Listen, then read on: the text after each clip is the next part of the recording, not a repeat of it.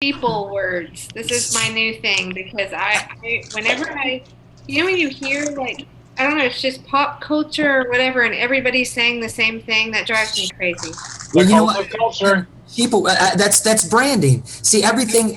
If you notice, what's going on is branding. So by creating our own language, our own thing that we can mass put out there. What you were saying, just something specific like that. I mean, being able to take one meme and everybody, push out that meme saying sheeple and having, sorry, I just ran a tangent, but We need to seize the memes of production. yes. Well, all right. Here's the thing, man. Hear me here. I gotta say this because you gotta figure out some other words besides branding. Okay. Because if there's anything that you want to steer away from, is that corporo speak. But that's the whole point. The word branding. You say the word branding, and the first thing that pops into my mind corporate. Is somebody's going to be making money off of this somehow, and it ain't going to be me. And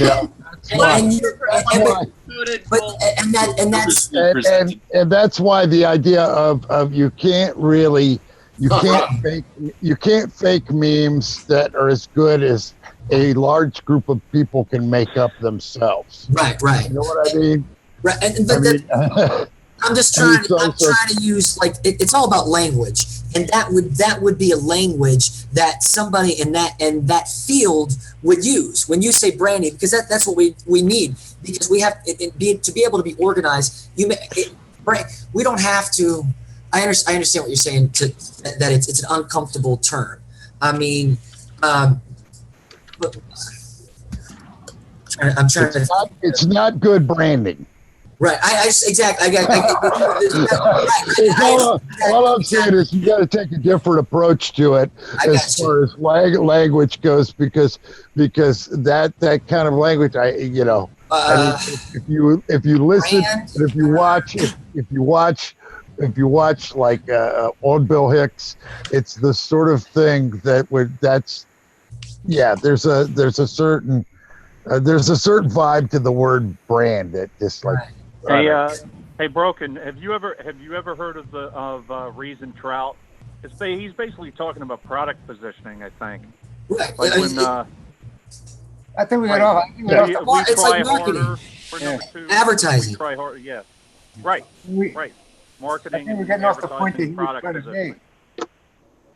All I'm saying is that's what the thing is the access to real people that have that expertise that do that, like the younger generation, we could literally give out something for them to do and say, okay, we need this meme, we need this meme, we need this kind of thing, and have them push it. You know what I mean? As far as that's the macro how we have to look at it. We can't look at it emotional as far as I don't like it, but that's the game. That's how the establishment Can I say something about work and that and find something for people to do like in this day and age. I just think that the internet. Okay, my opinion is that the internet for a long time has had a lot of people doing good and putting a lot of taking the pains to write a whole bunch of stuff for free for nothing, and then. And to make stuff, to make web pages, everything, sort of value and Wikipedia. But I think that as a writer or somebody who's studying a lot in college, I mean, I was into poetry, and I was trying to do some writing and stuff whenever I was like 19, and I found some of these authors that were just so amazing. I realized I had so much to learn and gather, and so I think that sometimes. It's like teaching and learning. You have so much energy and you could do one or the other. And I think sometimes, when you have people, a certain nature of people who are doing all the teaching, a certain nature of people who are doing all the typing, and then other people who are actually studying, intricate degrees or doing different things. So I think that you have like an overabundance of just crap on the internet. That plus well, not crap. I'm sorry, I say just crap, whatever blanket. But I mean, not that. I think there's a lot of bots. It's language. It's a lot of people feeling like they're not being heard and like they have no voice, so then they like lash out or something like they like. Yeah. Like on Twitter or something. It's language. It's being able to reach people through words and you know within their realm, within their ecosystem. That's in the new day and age of employing people, maybe we could work towards paying people for like writers and things people do computer tasks like code or web design. People do things like this. Hey, I'll go for that. It's just a new. I got $20 an hour. I think people hey, you get what you pay for. Where you're an independent contractor. Whatever you're into, whatever you're crafting. You know, I translate. I speak Chinese fluently, and I mean to pay a bunch of people fluent, bilingual in Chinese to work at a problem or a task or communicating. It's a lot of money. Like a yearly. It's just that. But that goes underemphasized, undervalued a lot of times. It's a market. It's always something, or art or anything like that. It's something that you could always kind of cut corners on budget-wise. So.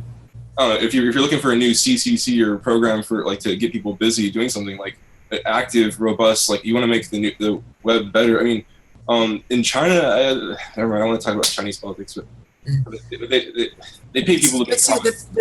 Think about not like I'm not trying. Anyway, I'll just leave it there. What you're saying, man, which is really cool. I think is that you because you speak Chinese, because you speak that language, because you are in that world, or you can navigate and you understand. So you have an insight that most people don't. Like, does that make sense? I think something like that is the key. It is to take that and box it up, structure it, and then mass produce it. We have to have one umbrella. When I say like the progressive movement, that or the panel, that's off skew. I want something circumspect and like a round table and like all comprehensive, all sides considered. Because you're listening, because you're not vain and like hubris. Right. We should real time fact check too. We need to have that kind of system set up. Like for like when we're doing debates, and you get more of that, and like John Oliver puts together better things and has, but and you know when you pay people. Right. Well, when you got the bread, you can do a lot of things. Well, when you were talking about like being able to speak Chinese and stuff, it's like, well, basically that's what we need, right? Is like translators, because a lot of the problem like around here, it's like people don't know how to talk to the people here. It's not that they have a bad message. So we need translators. Right. Well, they don't understand their world through their perspective and how they've experienced. I really love the feeling that whenever I help people communicate and understand each other, and like it always feels nice. And like make money doing it. It's like I worked really hard for that. So then I don't know. It's cool. I think that's the kind of thing that needs to be celebrated. If you notice, like the way media and entertainment work. You all right? Oh, it's like I do entertainment. I do music and stuff. So I deal with a lot of, I understand how music and culture really has its effect on stuff. I've been a musician my whole life. I've sold thousands of CDs. So you're not alone. You're not alone in your perspective.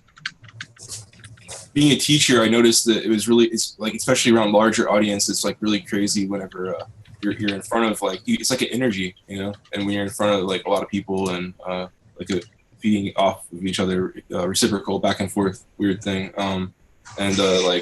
Just like I remember the first time I was in front of like so many people, like 40 people doing like a big English corner or something in China. I've been in China twice in 2008 and 11 and 12, and but the first time in like 2008 I had a huge class. I was like started off like kind of soft spoken a bit, and it was like I knew it wasn't gonna fly right away, and it just had to be like you just like something happens. It's like I don't know. Can you relate to that, Coco? Like being on stage, like some energy or. Oh yeah, I've performed in front of thousands of people at a time before. And Interesting. yeah, I mean, it's to me though. See, I've never chased the brass ring. I never wanted to just totally sell out and get the giant contract. I mean, selling music is great, and I've done a lot of it. But it was through hard work and my own effort and my own ability and talent. It wasn't because some cigar chomping millionaire asshole was sitting up in a gilded tower telling me to take my shirt off and shake it. Right. Or I never did that. I could have. It's like what Tim talks about. He could say the thing and do the thing and get a hell of a lot more attention, or probably get on a big show. But it was a choice of my own effort and my own ability and talent. It wasn't because some cigar chomping millionaire asshole was sitting up in a gilded tower telling me to take my shirt off and shake it. Right. Or I never did. Forsaken, can you mute your YouTube, please? I think everything's muted. Yeah. Yeah, I'm the same way. Like I'm not Everybody with wants connections, though. If you can get connections, corporate pop. Like I'm highly against that. The bubble gum, depth and integrity in what an artist is saying has always been, more important to me than singing the song they want you to sing, or playing the role, or when they tell you to jump. I'm not never been. we all need money. If somebody's willing to help you, I mean, if you help you out and give you a job, I mean. But yeah, I mean, but there's a whole spectrum of and I'm not saying that there's nothing to like the idea of like dozens of probably pop stars probably dig it. Oh yeah, I mean they're comfortable. Like I mean, by whatever. Who knows? It's speculation. I don't know. Well, they probably they don't think anything different. I mean it's the culture that's why they do it, is because that's why they're popular, because they'll do it. Like it's the industry. Like most of the people that are on are because of the powers that be, and they stay within a certain format. Otherwise, You notice that they play the same songs on the radio all the time. It's like they must have a relationship with like the companies that the record companies, and then it's money. You pay to get on the radio. That's that's what I heard from somebody who had a studio. Everything, but see that's where right now, there's different markets. What they're doing now is they have these companies that they go in and they take your record, and they know pretty much the internet, how it works. So they take your song, whatever. Basically, the way they do it is they whatever your song fits into, they go and find those markets and slips it into there and build your buzz around those markets in order to get you on the mainstream. So this is all I'm going to say. I'm going to be a little chatty, but I'm going to try to like stop talking so much. But I wanted to say that mention that about online infrastructure and building good things like there with efforts and paying people. ABC, Australian Broadcasting Company, just cut $50 million from their budget. It's like an NPR kind of a Democracy Now! Or some kind of a thing, and it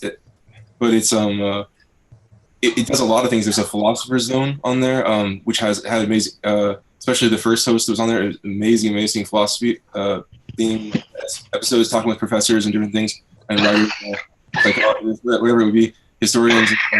But then they have this ABC Radio, and ABC Radio was like the Triple J. It's called Triple J, and it used to be really, really good until around the time when they got a new producer. They cut that budget by $50 million, and one of their main kind of like morning shows left. And like cursed out the producer on a live episode. It was insane. Like New Year's, it was really crazy. But I used to listen to it a lot. I stopped then when they made those budget cuts because it started advertising, promoting different bands, and started to be in that connection bit. But it used to be all funded by the government. So it was just the Triple J. It was just like radio. It was great. It was at the end of the year they did a voting. Anybody could vote on your favorite 10 songs, and then they would pick the top 100 songs. And on average, I think if you paid attention, it was 50% were Australian songs, 25% were from the UK, 25% were from US, and then some other 5% other somehow too. But basically they cut $50 million of their budget over the next 10 years. And it's really unfortunate that another thing attached to that, and the whole reason I actually mentioned it, was that there's a Triple J unearthed, which is like a thing that everybody who's in Australia has the right to submit and upload their music to, basically with like I guess some kind of pre-review or thing, and then it would just be on this player that everybody can make their own playlists and just download the player, just listen to it. It's really simple. Like you just go there, listen to it, Triple J on Earth. They probably still have it, and I mean it's just such a good function like for the community. Do we have it here? I mean, we have certain things like Craigslist or little. There's this. I mean, all these kinds of things. I think the web can be a lot, but yeah, you don't typically always get good quality without having like I don't know some corporation or something. But wouldn't it be cool if it was a more of a put people to work that involve that. Another thing about work is like, why not just take some jobs, especially in the retail service industry, and cut them in half, make 2 6-hour days or 7-hour days, and make the things open later, like banks, decongest traffic, and then make there be more jobs. Like I feel like real estate pressures and market forces keep the real estate high. Where like something if you build. Okay, let me make a loose connection real quick, and I'll shut up for a while. But like the Hindenburg sank, and then they stopped doing the blimps. Whereas that's not political. The Titanic sank, they stopped doing big ships. Like the astronaut that was like, or there was like a lady that was like school teacher went up and Linda something got the rocket fell. So they didn't do people going into space, and like. Oh, they built public housing and projects, and then suddenly they don't do that, and it's like it's a shame because some of these things, well, I think you could alleviate a lot of real estate or something. Probably I live in Portland, so you don't even know. Like, but I think things could be done, but sometimes the market forces don't want that to happen, and I think somewhere else with that, but yeah. I think in a nutshell, the punchline is that we, in a way, we have to operate like a corporation. We have to be that organized, but we have to, the bottom line has to be the right principle as far as for the people and the basics for that we all agree that we need. Does that make sense? Like, I was going to connect the idea of the real estate market having like an artificial price, like not artificial price, but like being, you don't want to alleviate that price necessarily with something else. I forgot exactly. All right. So I got to ask James a question. James, on the original Hawaii FiveO, this is anything goes. This is anything goes. The original Hawaii FiveO, what character is it? Could you repeat the question? I'm sorry, you kind of fizzed out a little bit. Yeah, on the original Hawaii FiveO, what character are you? He's just the guy that does that. Yeah. He's just the guy that does that. At a show I ever I think I'm when I used to that hotel where you see not Dano but I can't believe I can't remember the name. Jim, what's his name? Jim Rockford. So who's the main guy? I forget the name's gonna come. Oh, Steve McGarrett. Steve McGarrett. I was gonna say McGarrett or something. Steve McGarrett. On that hotel is the Ilikai Hotel. I lived there. My dad had a couple rooms and he was playing there when I was younger. And so where he's actually stood on that hotel, I remember that hotel. I stood there. But yeah, I'm gonna say Steve, man. The guy's cool. Wow. Either him or I think it was maybe Dano, not Dano, but this big Hawaiian dude that used to come. Kono was the only Hawaiian on the show. Yeah, I like that guy. It was cool. I like him. It was like kind of a mix. I like watching him and Dano do his thing, but when Kono came around, he was just pretty badass. I always like Steve McGarrett walking around the room, snapping his fingers, looking at him and saying, Chino, I need you to look down every toothbrush that's been sold on the island since 1939. Okay, boss. And he walked away. I was like, Chino, man. He was always my guy. Yeah, he always had a wry sense of humor. And Chino was actually a police officer in Honolulu. Oh, I didn't even know that. Yeah. I actually started watching the new one. I thought the new one was pretty cool for a while. And then there's only so much you can do to Hawaii. I mean, You know, people in Hawaii, because it's an island in the middle of the ocean, a lot of people just don't even lock their doors or windows. It's just, well, Hawaii just passed on GMO or GMO free law, didn't they? I think they did. I think they just I think I talked about it a few days ago in regards to Monsanto.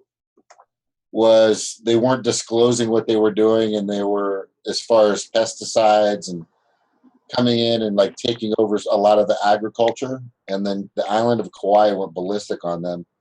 And they did something, but there's the pushback. I mean, there's a giant company, and that they're really, it's still an uphill battle.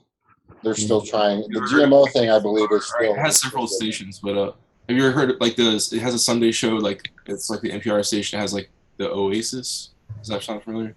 No, sorry, no. It's an amazing radio show, but it's like it's just this guy who plays really relaxing music and quotes a bunch. It says like, you know, sort of uplifting, like very deep stuff, profound stuff, just peaceful stuff. It's called the Oasis. What's the name of it again? It's called the Oasis, and it's on KKCR. You can just type in KKCR and listen live anytime. But it's a Sunday radio show. It's after like New Dimensions. I don't know. Like I guess it's about on like 12 over here in West Coast or something. But then it depends on like the daylight savings time. But I'm looking at it. That looks cool. I'm gonna check that out. So the time zones are always different. That's cool. You know that. Much anymore, but it's really cool. It's a really cool thing, and he talks about local stuff and talked about that a bit. Times. While it was still a battle, it was really close. I didn't think it was Sir Chad, have you ever been to Hawaii? Not to Hawaii, no, but it's on my. I watched every episode of Magnum PI, so that's about my extent.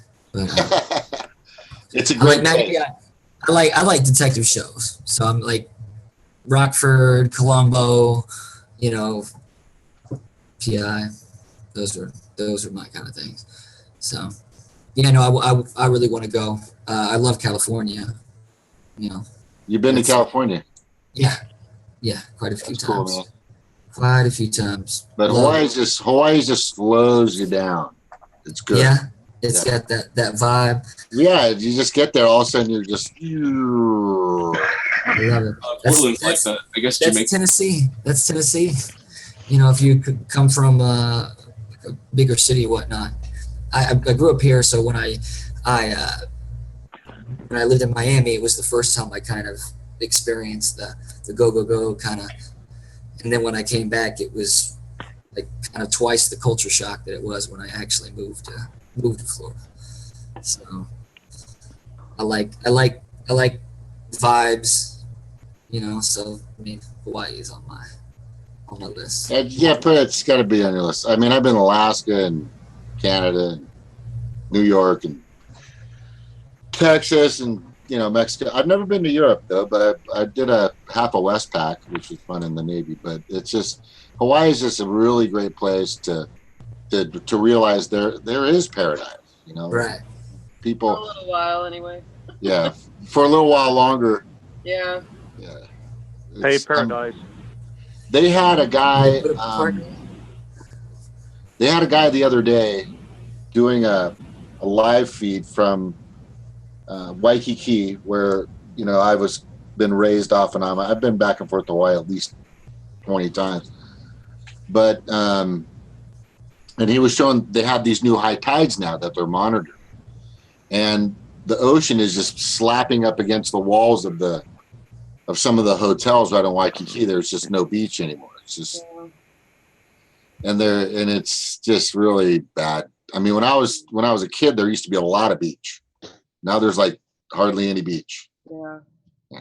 You can see that around the beaches of Florida, where they're bringing in kind of like fake sand to build the erosion. Yeah, it's really sad. Yeah. So catch it before it sinks. That's all we're saying. Try to get there before it sinks. The town that I'm in actually moved outside of Nashville, but the town that I'm in, there's only 250 people in it. So it's really beautiful. The house that I got super cheap on the creek. It's beautiful. It's like, I mean, there's nothing out here. There's a gas station, and there's like this little strip that with the park, and everything's kind of run down. But I want to build like this whole boardwalk going down the creek and create like a whole area for farmers markets and just all sorts of different stuff for people to come. A couple of bars. Well, I mean, and pretty much organize the country so people can kind of come and experience. Come and hang out, sing a little karaoke with Ariel. And a small country town and kind of, I mean, there's a lot of old people here. There's a little diner that's open from like 6 to 9 in the morning. The lady that cooks breakfast is like 83 years old. Like 3 years ago, she got bit by a rattlesnake and she drove herself to the hospital. And she's like this tough little old woman. And it's just like the vibe's cool. And that, like, when you guys talk about Hawaii and how the beauty of things are being taken away, that's something that I see about the country in Tennessee that I want to kind of organize so I can kind of preserve and prosper. That's actually, I'm going to run for something. I don't know if it's going to be for the district, House Representatives, or. That's a good idea. Something. You're very passionate about what you're talking about. It's crazy. My pops is a Christian singer, evangelist. So I grew up in the whole Pentecostal world, and in the South. I mean, I moved here when I was 5. So and my grandpa was from Arkansas. So I got this country thing. I got this whole Christian thing. And then I moved down to Miami at 25 and was thrown into like this whole Latin culture. Spent a lot of time with Jamaicans and Haitians and super accepted, super like able to like kind of fit in the culture and kind of experience it from within. And, you know, it just, I guess, perspective of people has changed. So I want to, you know, I want to do what I can do. You know, I feel like if it's something that I see, if I visualize it, I see what's going on, then it's kind of my responsibility to actually do something, you know, to at least try. And the good thing, my big thing is about organization. It's like the Ocean's 11. It's the simple model is you take people that are good at whatever area that they're in, and then you organize them for the same goal, the same thing, and then you're rocking and rolling. You know, there's no stop. Sorry about that. Let's wait. Yeah, well, I think you see the good in people, and I think you want to grow that. That's what I'm feeling. Yeah, because I think a lot of the problems, like I've given a lot of, I don't know if you guys cuss on here, I give a lot of shit to. Oh, we do. We fucking cuss. Don't worry. All right. I give a lot of shit to my family. Except for Eric. Except for Eric. And me. No, he just gets triggered. Triggered. Goes out. Who said that? It was funny. I spent a lot of time going after and calling out a lot of different issues that I felt like they're important. And it's caused a lot of friction within my family, within like this whole Pentecostal world. But I felt like because I had that it was important for me to actually to speak up on it. And I get a lot of pushback, but it's given me an insight to say, okay, well, there's only so long that I can, you know, because it's like I call people assholes if they're doing something that's an asshole. Doesn't mean that they're not capable or that they know that they're an asshole. It's just think for yourself, for sure. I think Coco was saying, or somebody was saying, like, don't like just repeat and mimic and imitate and meme and parrot. I don't know, like regurgitate everything and like if somebody says something with pathos and emotion, don't just like say that out of loyalty. Like repeat it the same way. Like, right. Well, I mean, I think it's people understanding. Okay. Empathy. You know, and the foundational building blocks that people deal with. That's awesome.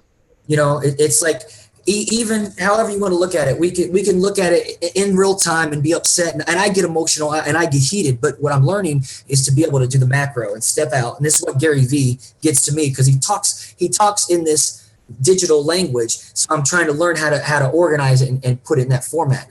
But in a macro, to be able to say, okay, well, this is the foundational building block that this person feels this way about this. So if I don't go to the root of the issue, to that foundational building block, and destroy the block, then there's no use to fighting the result, because the result is always going to be there if you don't change that block. That's incentives, i.e., incentives in government and elected officials and legitimate government that doesn't have gerrymandering and super delegates and get away with that, and then get away with so out of state donors donating unlimited amounts of money so that they can go to Tennessee and extract some things, and if there's any health resources. There Vice did a thing about near Pittsburgh, Steam Valley, where there's health problems. If there's health problems, like the people who are outside donors, out of state or out of country donors, they don't care. There should be some kind of cap, I don't know, or tax pipelines, tax these things that like incentives and taxes, regulation, oversight, transparency. I think what I'm learning about the country is that there's a lot of resources here. There's a lot of land, and if we just have we have the right ideal, we just have the wrong people in place.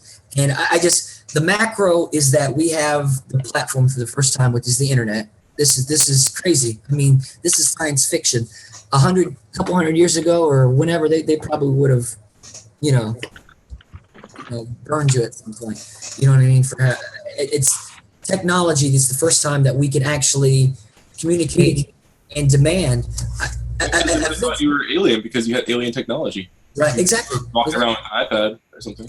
Eventually, the establishment is not going to have the power because we're going to be able to connect, and that's what they're trying to do. Is they're trying to with net neutrality. They're really trying to push the narrative. But I think more and more people, and especially over time, they're realizing, okay, well, why am I so gaslighted? Why am I so upset about this? And they can, start to look back in hindsight. I wanted to clear up that I kind of I know what I wanted to connect, but I rambled a bit, of course, and I just said I wanted to say I was saying the real estate market is sometimes it could be alleviated, if we just did different things and it'd be better, and also the job market, employment crises, automation, everything's going to be bad for. We'll just split up. Let's have longer hours, couple extra hours, and make the job. Let's have a 6 or 7 hour overtime thing, like European countries have already done. It's established precedent. It can work ish, at least the 7 hour, 7 hour work day, something like that. I don't see why not pay people right, even if they do 7 hours. Right now, where we're at is if you work 7 hours, you're not going to get guaranteed insurance or anything under what it is now, from my understanding. So. Well, and with real estate, there's so many different avenues that are working. For real estate, though, my point was about how job market. I just wanted to mention that job market. The only reason I mentioned any of that actually was just starting out just to mention a word about job market, and then I went into a whole bunch of.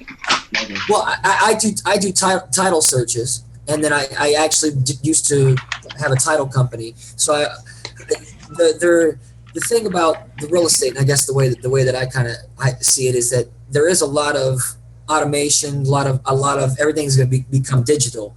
But what's important though is still to have as people available someone to be accountable for what that automation is.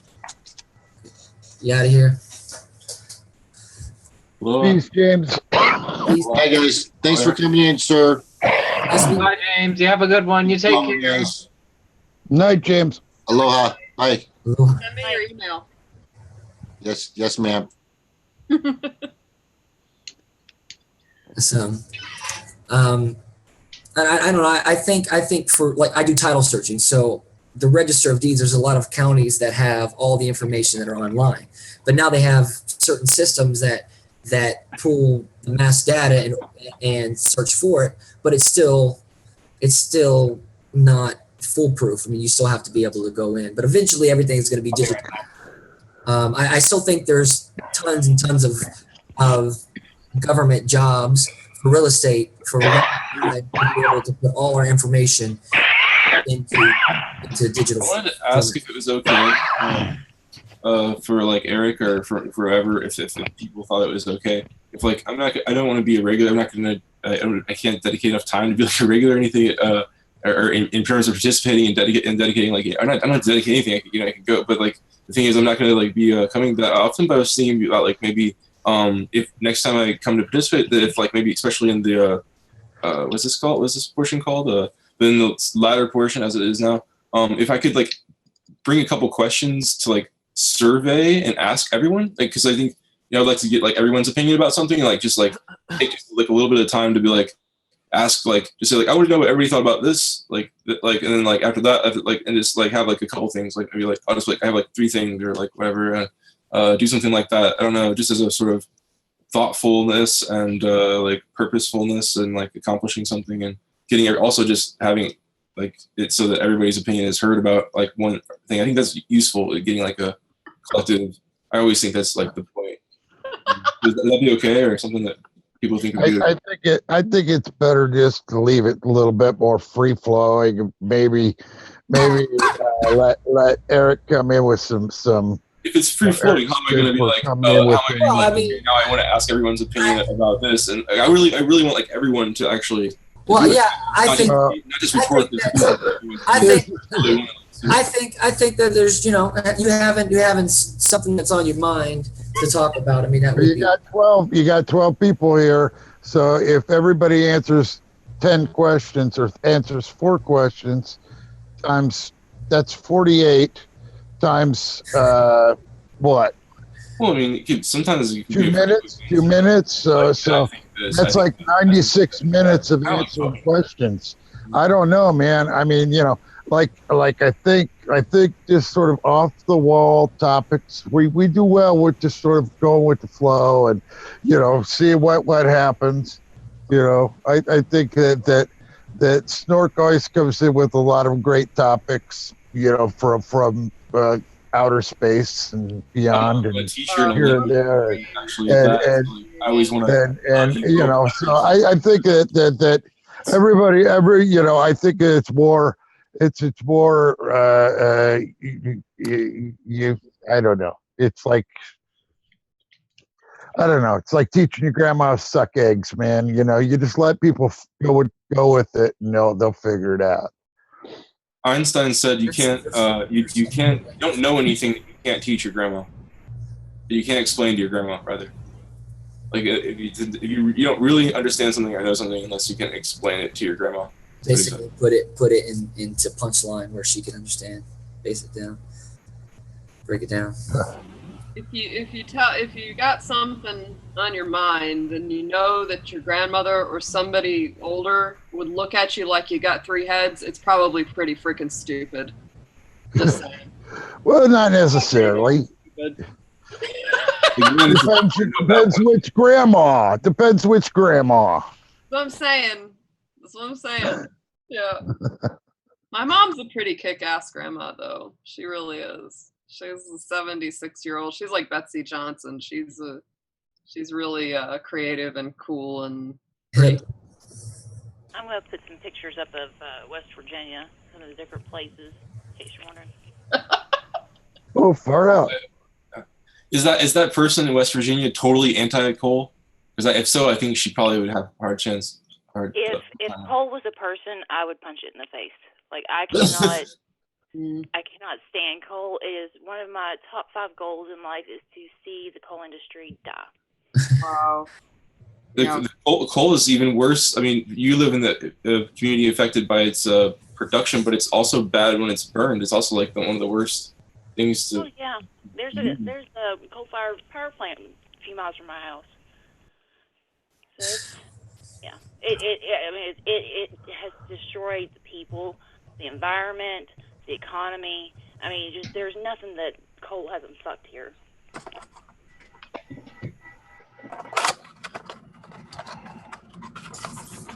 I'm back. Hey, Erik. I think the renewables. I think even it's like framing. That's the word. Like there's a lot of people that I know that I grew up with that don't believe in science. They don't believe in They don't believe in climate change. So it's like certain people are not going to change their views about certain things. Eventually they may, but a framing. I think even if we framed, the green renewables in a different way, that in a way to be able to capture people as here's the new innovative to here's a new industry, to set up a path for people that maybe specifically that burn coal. This is how to get into renewables, and it's the culture of coal mining. Said earlier is she needs to have hey, Stevie, what river was that? Which one? This one? The one in the beginning, or the overview, the snake-looking one. I'm not sure. I had to double check it. Back one, I even think. You back even one more? You were saying right there, that one. Context. That one.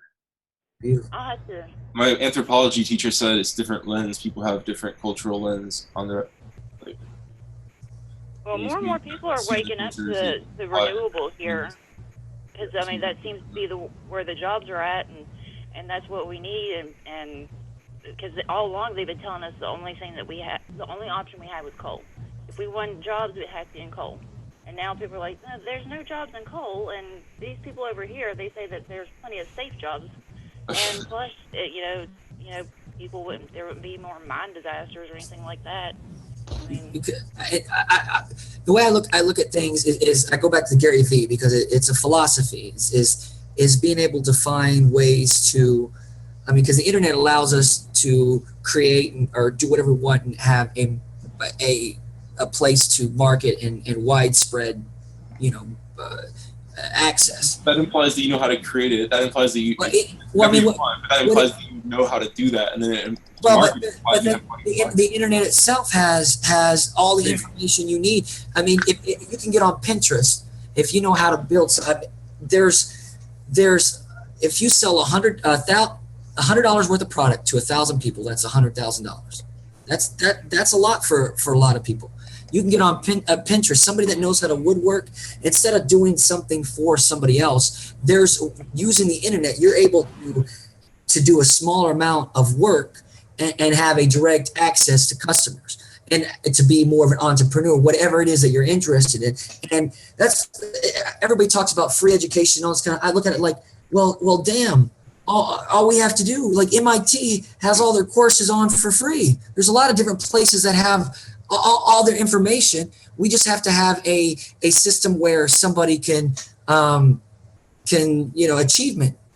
achievements, because if they really want to learn something that they're passionate about, the internet is access. They can do it from home. Just everybody needs internet access. The saying that I came up with for myself, I don't know, but I think it's interesting.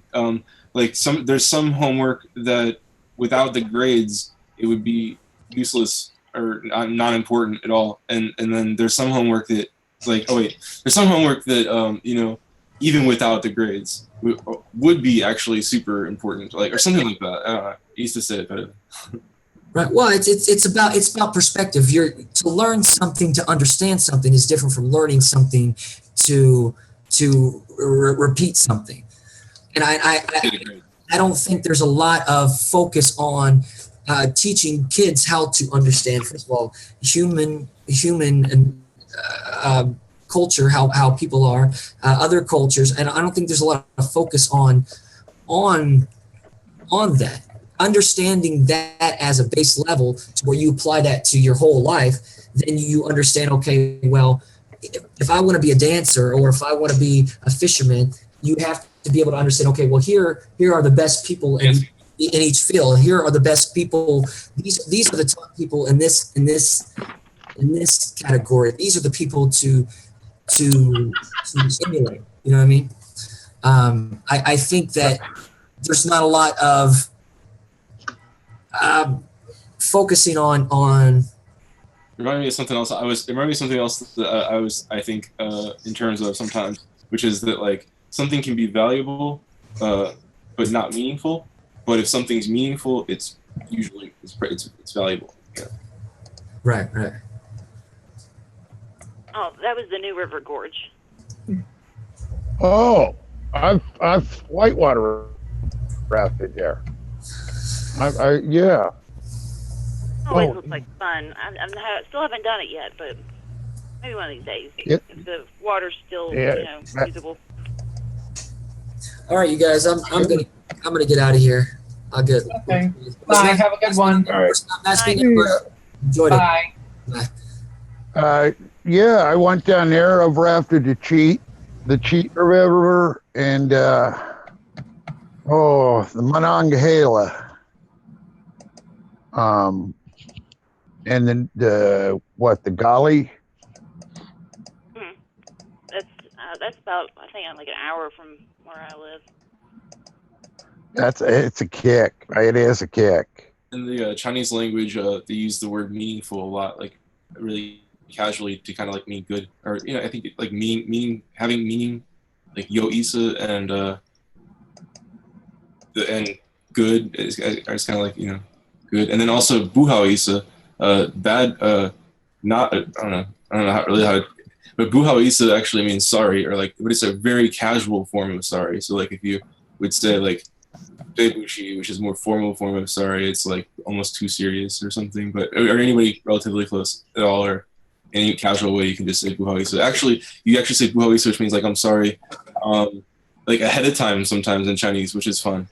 It's like I'm gonna bump into you, buhao isa. Like I guess you do it in English too. Like, oh sorry, and then you like sometimes, but actually, it makes me sound like I was walking around pushing people around or something. But no, it's just a cultural thing that it's this Isa all the time meaning is referred to everywhere. It kind of means like good. It kind of means that's good. That's valuable.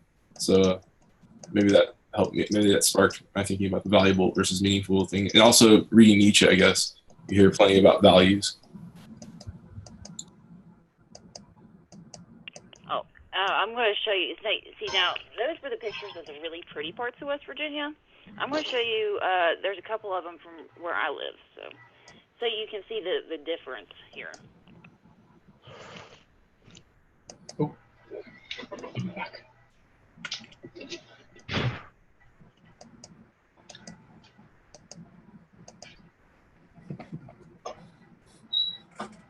I popped up pictures of the results of coal fire. It's making the tornadoes worse out here. That was a farm pasture and then a cornfield where the fence was ripped out of the ground and the telephone poles were snapped like they were twigs. And there was like a total devastation down to the ground. And then when you look to the distance, one of the most at-risk nuclear plants in the United States was just passed by the F4 and 3 F1 tornadoes all circling together. Oh, wow. Yeah, that's what a coal community looks like. Everything's dirty. It's all covered in coal dust. Yep. It's houses from like 100 years ago. Yeah. My grandpa on my mother's side spent his whole life in St. Louis, Missouri, like 86 years, and he was born in 1923, and he said that whenever they stopped using coal citywide, they went around with these giant like scrubby things and like scrubbed all the buildings, and he was like, he couldn't believe it. He was like, all these buildings had color. They had their own colors, and the bricks had their colors. Before it was just all gray. And there's definitely soot when you're in China. In Beijing, I lived in Beijing, and like soot on car windows. You've probably seen that, like soot on your windows of your apartment or whatever. I've seen that running into the river. Wow. Yeah, that's the water that's coming out of the mountain near the coal site up Cabin Creek. Yeah. There's not much. We don't get those pretty nice, New River Gorge pictures. That's what we get. Well, no, that's what runs into the New River Gorge. I've seen it running off the rocks into the river. What is it now? I've seen that running off the rocks into the river when I was there. It was like 91. Yeah, it was probably 91 or 92. He was just a little munchkin when we both decided we'd get on a raft and go down the river. Wow.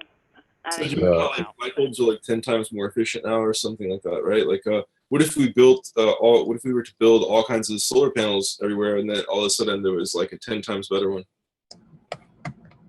I guess that's partially the danger. And then there's like R&D, keep protecting this R&D secrets is a tricky thing sometimes. So sometimes people are just like, let's burn coal.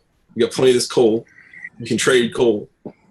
Well, with solar panels, we have so much area that they can be used that we haven't set them, that if there was a new technology that came out tomorrow that was 10 times more efficient, it would just add on. They would need to tear down the old stuff. Remember the giant dishes, like for satellite TV, and they became like this tiny ones. Like people would be like, I realize that, but like 4 square feet, you know, and have the same result. We're, I don't know. We're somewhere around 20% efficient now. In the next 5 years, we might be going up to 10. Well, they start using thermoelectrics. What is it called? I forget what it's called, but it's like they have like this giant reflecting pole in like the center of a field, and then they like have all these panels that reflect against, and that's like more efficient. Like that is a more efficient solar panel farm. Not really. It's a heliostat. It just uses a different process. It's still less than 30% efficient. They were saying it was X and X and X percent like more efficient. Increments in solar are very small, but it has some issues with it that photovoltaic does not have. It has some benefits to it that it works at night and photovoltaic does not. The heliostats is that what it's called? Idea? They're just complementary. It's best to use more than one technology, and heating the salts up is a good one, but there's no reason when these materials are good for 30, 40 years to discontinue them just because you wanted something newer. I always think that in designing and innovating or like in input and infrastructure and big ideas and reforms or whatever it is, it's like it's always there's plenty of space for the new stuff to come in. Times discussing it, and a lot of investment in scientists and like in education, so that we can start from the very root, like of what of fixing the problem and making things better. But like having like I said, having the education, like investing in education. It's very expensive for scientists with a very low payback. Typically in a company, the highest paid person is a salesman. I'm serious. One salesman used to get paid 10 times what the engineers would get paid. Well, engineers are pretty respected. Well, I worked, but yeah, I think engineers are pretty well respected within a company, though. Yeah, we'd be driving the old cars, and they would be driving the new sports cars. And I always thought that should be corrected. Yeah, I had this weird idea a long time ago, just that like if you had like the base of like a dock that like fell down, and like you just have like the poles still like sticking out, like just like if putting a tire around that, like and going up and down, putting a weight to the tire, wouldn't that be like if attached to something like the side of like a train, like that thing that like goes up and down, or like piston goes up and down, that generates like a wheel? Couldn't you just like turn it into like something that would charge a battery or produce power just by the waves going up and down? Like, yeah, you can. Oh, there's a bunch of wave technologies out there. Canary Islands actually has the best. It would be so cool if we had like better batteries, and like if we were just we have really good batteries. Daughters to grow up in a world where like we have more green energy going on. I can be like, look, this is the we have something. We've never come up with a better battery than the knife battery. It's NIFE. It was invented by Edison. Edison has knife batteries that he made for display purposes, and they're in museums. The museums are continuing to use them to this day. Knife batteries are, as you recharge them, they're pretty much regenerated. Almost no maintenance. You have to add water to them. Their water evaporates. Well, it's like they have amazing technology like in NASA, but we don't. It's just too expensive to read. No, we're too lazy. We're too lazy to think that multiple technologies can be good, and different things have different applications. The batteries that we put in satellites go through day and night periods, basically charge discharge cycles 24 times a day or more, and they don't wear out after 500 cell phone does. I heard that the material used for cell phone screens is like actually kind of precious, and you have to do like a lot of mining and like quarrying and stuff to find it. Like the stuff that makes it so responsive and works so well. Or well, but the batteries, even those, I wanted to study something called sustainable design, like that focuses on just creating anything, housing. The problem with batteries. I've got an echo coming from someone. Sourcing things. I saw the problem with the batteries is that we keep trying to judge all batteries by the same thing, and you don't. Oh, go ahead. Go ahead. Yeah, you don't judge a fish by its ability to ride a bicycle. You don't design the same batteries for something that stays in one place, like a house, that you do for a car. And that's the current problem I see. Using lithium-ion batteries for a house is ridiculous when we have knife batteries. Knife battery will last 300 years. A lithium polymer battery is going to last 1 to 2. So in case of a large number of houses that aren't going to move, the disadvantage of using a knife battery is their weight. Well, if you have a house and it's not moving, weight doesn't matter like it does in a car or a portable radio. All of our advances in batteries have been leading us to come down this thought tunnel that we only can judge batteries by their density and not come into fact their longevity, their cost. These batteries use iron and nickel. Nickel can be easily obtained from the sea, so can iron. We've got iron all around us. We have so much iron that we take ships out to sea with full iron and dump them, sink them. So we have a problem. We have a problem that we step back and look at how we're doing things too often. We think that the alkaline AA battery is better than the old ever-ready AA battery. And we don't stop to think, well, is there a case where the AA is better as it was than not using the alkaline? Is there a case where the knife is better than the lithium polymer? And other batteries. I made a little battery that didn't need to be recharged for 250 years. I'm getting warnings that I've got radio problems. It comes back to we have so much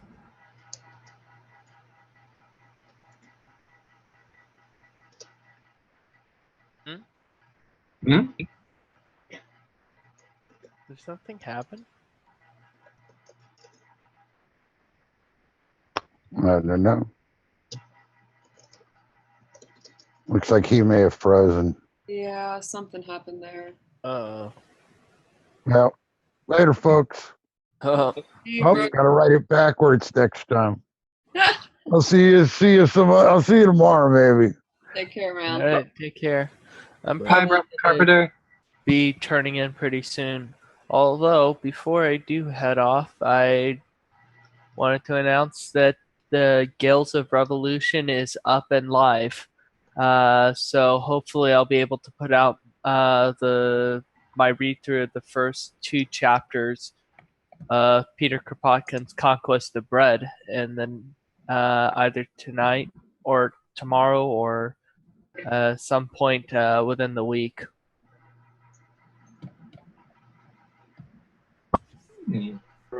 Interesting. I'm very excited for this. I'm so excited, but I also probably realize I'm way in over my head trying to be an actual content creator. It's okay. It does take a lot of time. I mean, I'm slowly doing stuff, so I mean, I'm trying to get the hang of it so I can.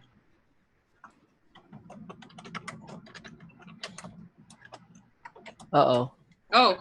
Oh, wow. Mm, Pizza roll. You're making me hungry again. Oh. I know. I was like, oh yeah, pepperoni rolls. I'll look those up, and oh my gosh, I want one so bad now. I mean, it looks way better than one of those Totino's things or frozen things that you get. Like, I'm sure it actually, in its defense, it's better than the preservatives thing. It almost reminds me of when you roll the chicken up with the Swiss and the ham. Oh. I've made that same thing, but like with biscuits and sausage, you just roll it up and then cut it. It's pretty good. All right, y'all. Well, I guess we're kind of falling asleep a little bit. I'm still awake. Erik. I'm awake. I'm just wind over there. If I stay up any longer, I'll just be triggered. Whenever he gets triggered. I'll be triggered by lack of sleep if I don't go. The Erik player needs food badly. All right. What the hell is that thing? Was it Mothman or something? Yeah, that's our Mothman statue. Jesus. All I heard was Ariel saying, sell out asshole. I had to get right back on. I thought she was calling for me.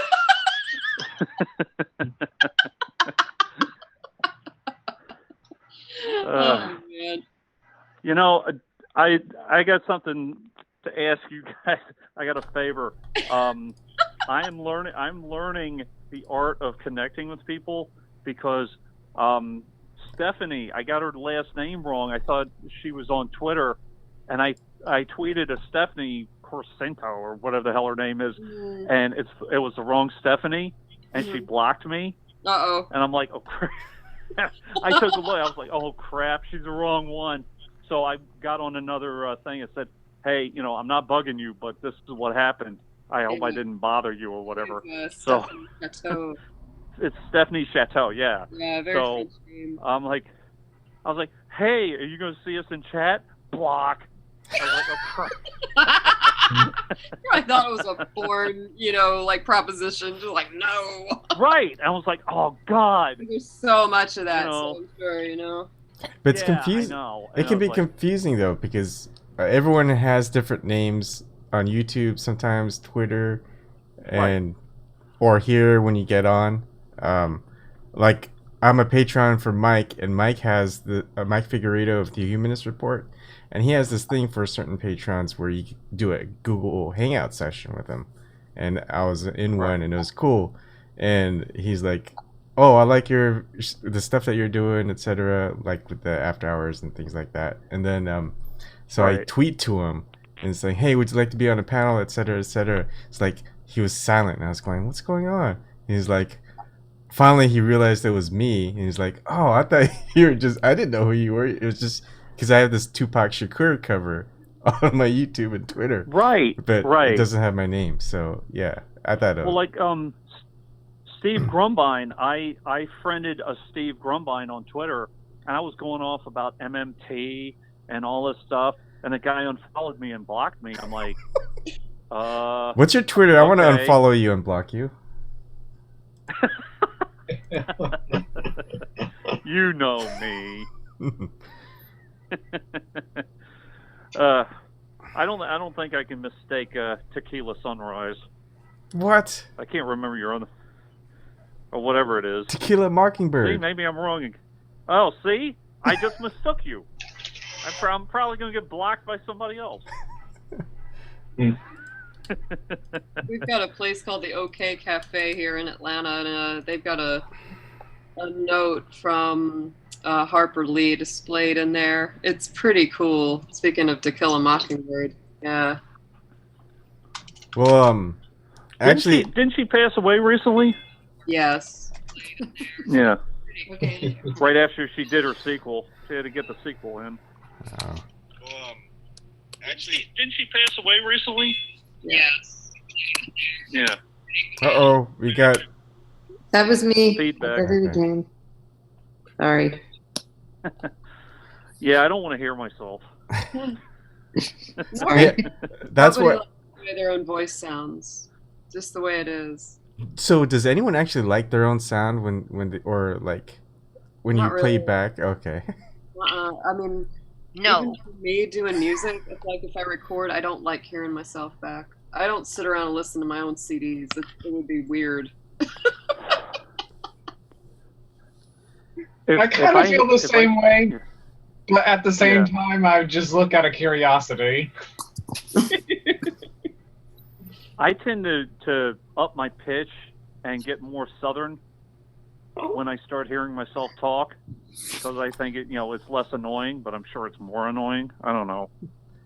I think the bass voice sounds like I'm in a freaking steel drum to me. You know, the funniest thing is I knew this Iranian back in Bellevue, Washington, and her daughter, she speaks normally just like we do, or not with like a accent, but when she's like working, she uses a British accent, so she seems more professional. I always thought that was pretty funny.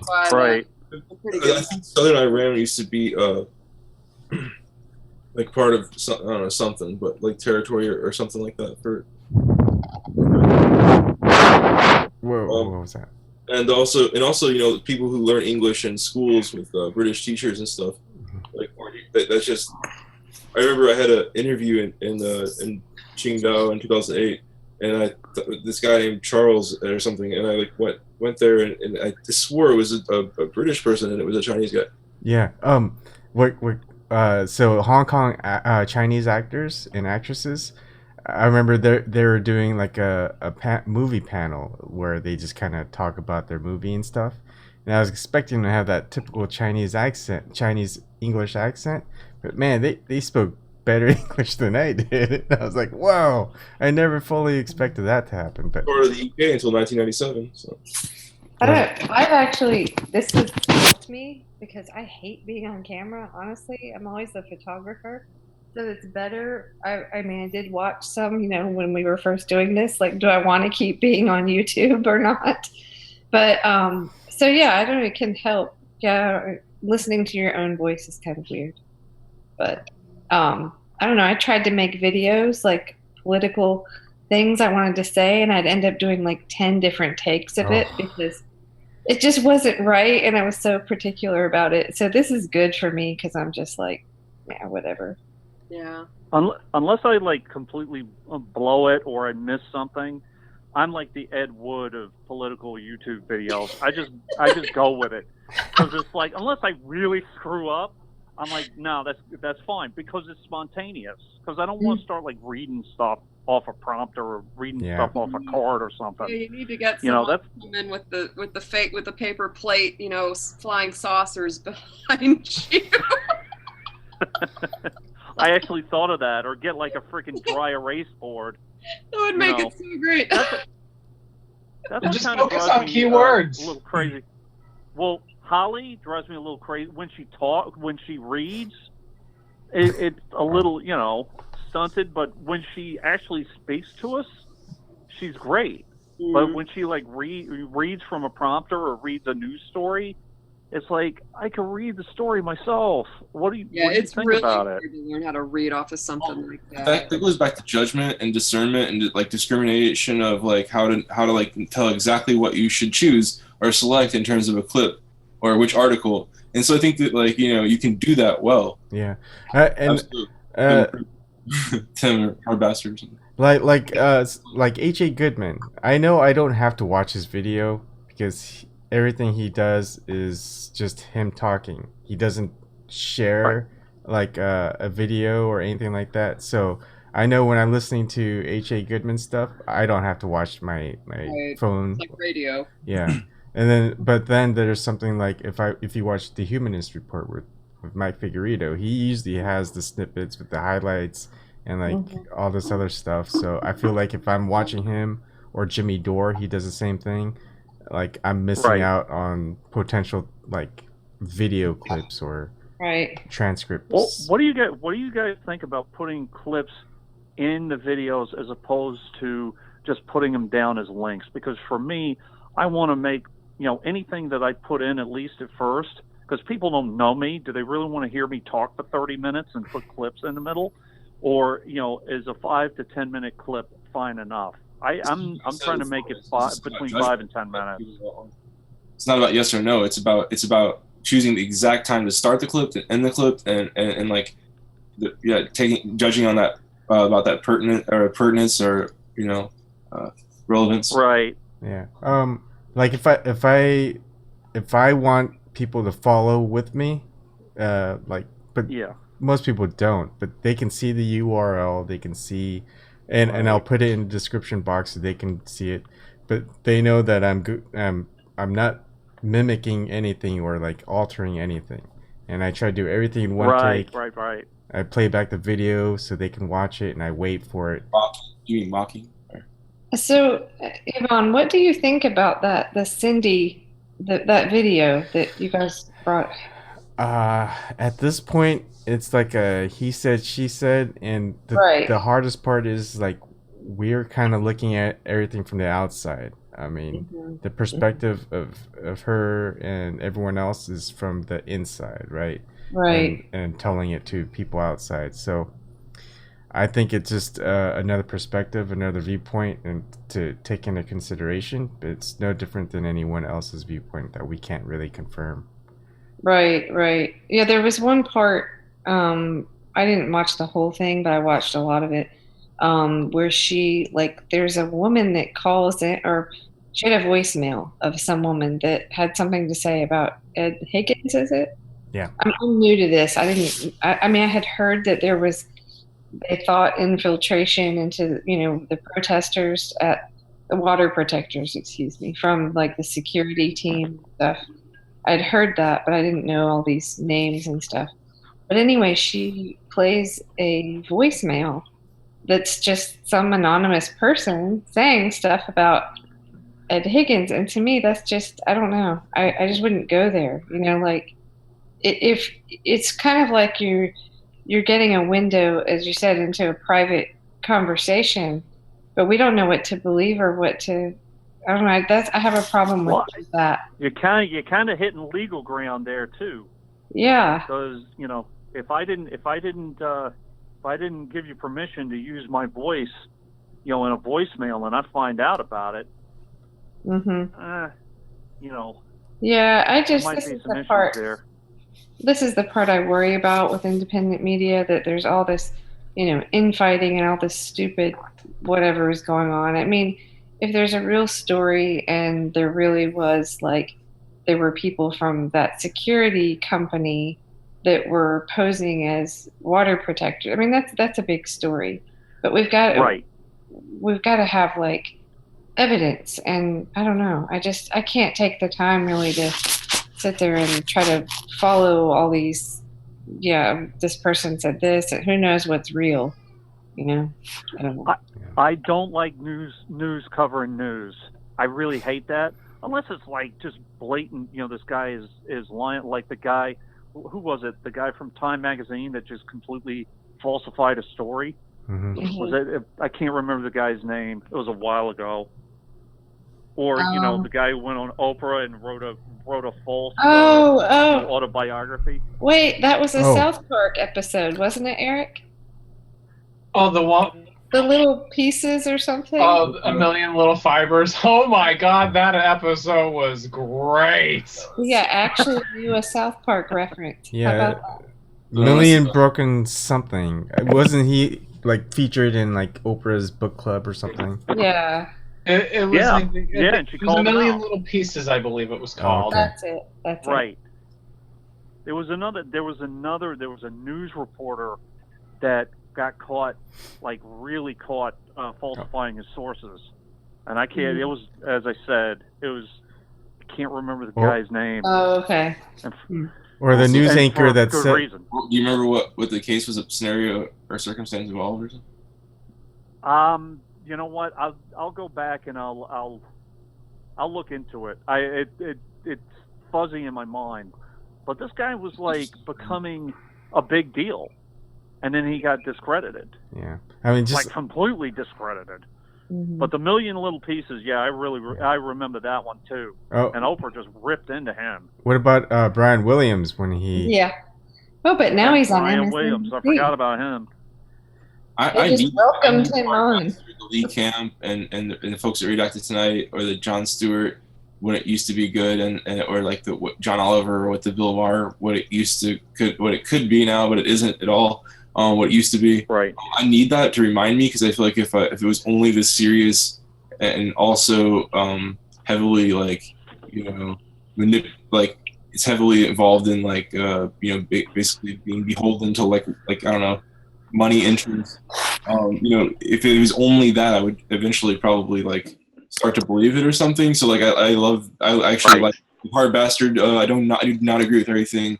We could talk about. We have a Hard Bastard mode if you wanted, but I don't agree with everything that he goes on about. But a lot I do. A lot I really do, and a lot I really appreciate. And the part that I do, I really appreciate. He does a great job, and I look at it as like he's like just like runs right into it happily, because he knows he's just going to tear it apart. Like just like with Jon Stewart and those guys, they got paid to pay big bucks to actually just to watch this news and then find the most ridiculous points where they got to find contradictions and just like make it look absurdly false whenever they look so contrasting so much how they look and act so prestigious and official and literally say fair and balanced. I mean, it's easy to do.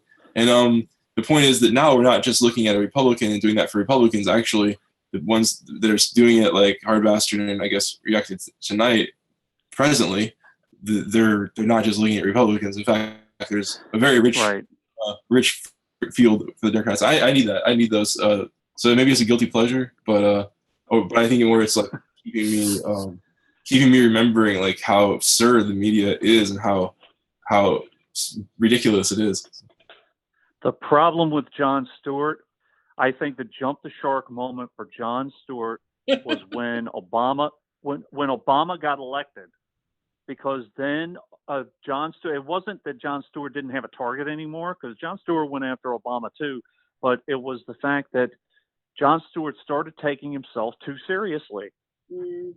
And he had his own, Summit for Sanity or whatever the hell that thing was, and he started, becoming an activist, and he was no longer fake news, the comedy news show. Yeah. He became real, and he took himself way too seriously. He was a director and helped that guy. Right. Right. I don't know. I think that People's Summit or whatever it was, that summit that with him and Colbert, I think that was well intentioned, and it was trying to bring more action, not just talk like Tim was saying or something. Well, when you mix your what you're doing, and then you mix he kind of became a real news show, and then when you mix news and politics, and you become politically active, and you're reporting on the stuff that you do, obviously there's a conflict there, which is what is scaring the hell out of me with Nina Turner making her like little news show. It's like, okay, either she's not running or she is going to run. There's going to, it gets kind of weird. It was the same problem that I had with the young. I'm not that familiar with Nina Turner, but I know everybody holds her in high esteem around here. I think like, I think Nina Turner is awesome. Don't get me wrong. I don't know. I think she's amazing. But that's maybe it's too much of a purity test. I don't know, purity trigger. Proof is in the pudding. Like let it be. Trigger!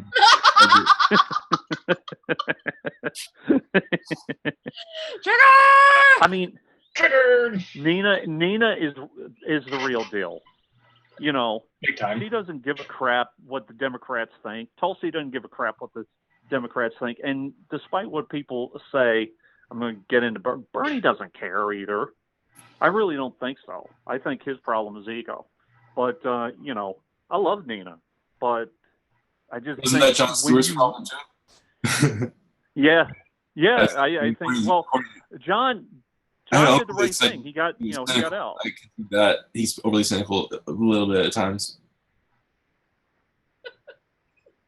I didn't hear that. I think he was great. I think Jon Stewart was absolutely great. I don't know. I think he brought about a culture. He brought out like, I mean, I don't know. Maybe he's definitely really connected with like Hollywood or whatever, having Steve Carell and everybody. But I think, but he like I look at him like Lorne Michaels and being part of like helping all those actors, and great comedians like Rob Corddry and Stephen Colbert, or whatever, all those people. I mean. Yeah, there's something about Jon Stewart, just incredibly witty. But like I think Jon Stewart and Stephen Colbert and I don't know, certain people, Bill Maher, they're just like, even though I disagree with like Bill Maher, I would never debate him, like ever. Like that guy is just such a heavyweight. Like I mean, maybe even if he's getting old, like no. Oh, I wouldn't want to debate Bill they're Maher. so clever, dude. Like their vocabulary, everything. I mean, I might be English. I have an English degree. I understand no. I would love to fucking debate Bill Maher. That would be fun. By any of those people. It's just like a upper level. Like that's like the big leagues of like of wit and intellect. Like Dan Harmon is just really like. No, Bill Maher contradicts himself Jon all the Stewart time. debating Bill Maher. Jon Stewart ripped Bill Maher apart. Exactly. I wouldn't debate limb from limb. at all. So hard to like shake Bill Maher's focus, kind of like our friend Tim. Oh, not Bill Maher. I'm sorry. So hard to shake John Stewart's focus. Like he would just like no matter what he was engaging it, like turning his his attention to, he seemed to like just always, or whatever the topic was, he always really just like asked the right questions, applied the right scrutiny, had the right skepticism, or he was amazing. It was amazing what they did and all the little bits that they developed and like the going out to traveling down to like talk about some local funky thing that was happening in the South or whatever place where people were arguing ridiculous stuff, and they would expose that. And these it was good work. It was like that's why I'm saying that like you can't do that without paying people, without having a big team. The finished product, I mean, it's just like a like basically if anybody was in band class or something when they were in school, and like I don't know, my particular teacher was just like, there's like a lot of hours of work that go into any music, huh? Like any performance, like when you go to see a symphony or something, like that's all those hours of practice, all that. And so like I think that's what makes, if you want to talk about content, everybody's trying to create this content, but like that's what makes good content, is whenever it has that kind of craft and that kind of collaboration and basically insistence upon like getting to the level of big leagues, like not letting yourself have any pass until you're as good as like the envelope or like the general like I don't know, whatever level of competence. Well, yeah, of course. Constant self-examination, constant research, read up as much as you possibly can, constant collaboration. My problem, I love Jon Stewart. I really do. And I think he got out at the right time. And I'm glad he's not getting back into. He was trying to get another show. I'm glad he didn't do it, because he's doing exactly what he should be doing, which is activism. My problem was at the end he got too big for his britches, and he started becoming the guy that he parodied a long time ago. That obnoxious, news or interviewer that talked over people. And kind of I think Jon Stewart, he bailed it he got out on purpose, I think, at that point, because if I knew then what I know now, I would realize it made no difference to get upset and worried about and care about like whatever WikiLeaks or Bernie or anything, and I knew the outcome. Just know that this doesn't matter. Like either you just what does it matter how tone deaf and refusing to discuss, refusing to contemplate, discuss it, really get at what happened and be honest about it. Just like this continuation, it's just there's nothing good about it, and basically it just seems like a giant waste of time being super politically paying so much attention to it over the last. It's been about a year. John's head would have exploded. I mean, he just would have like broken down. Actually, because like, what is it? What good did it do? Like at all? I think his comments about Trump voters and stop treating them like a monolith. I mean, that was so spot on. Can anybody hear me? Yeah, we heard you. Okay. With the interview. Stop treating Trump voters like a monolith? What? Yeah, he basically said not every Trump voter is this racist, this person. Oh, okay. Yeah. That interview he gave, and it was, I mean, he was spot on, and he was like, liberals don't like it when someone is, when you lump a whole group, they're all this way. Well, you guys are doing that with Trump voters. And he's like, I know, Right. I have neighbors that voted for Trump. They're not racist. They're worried about their insurance premiums. And so I think that maybe he had some things to say that wouldn't have flown so well in Hollywood. Oh yeah, For Hillary me- would have smashed him. For- Basket of deplorables thing was a huge mistake.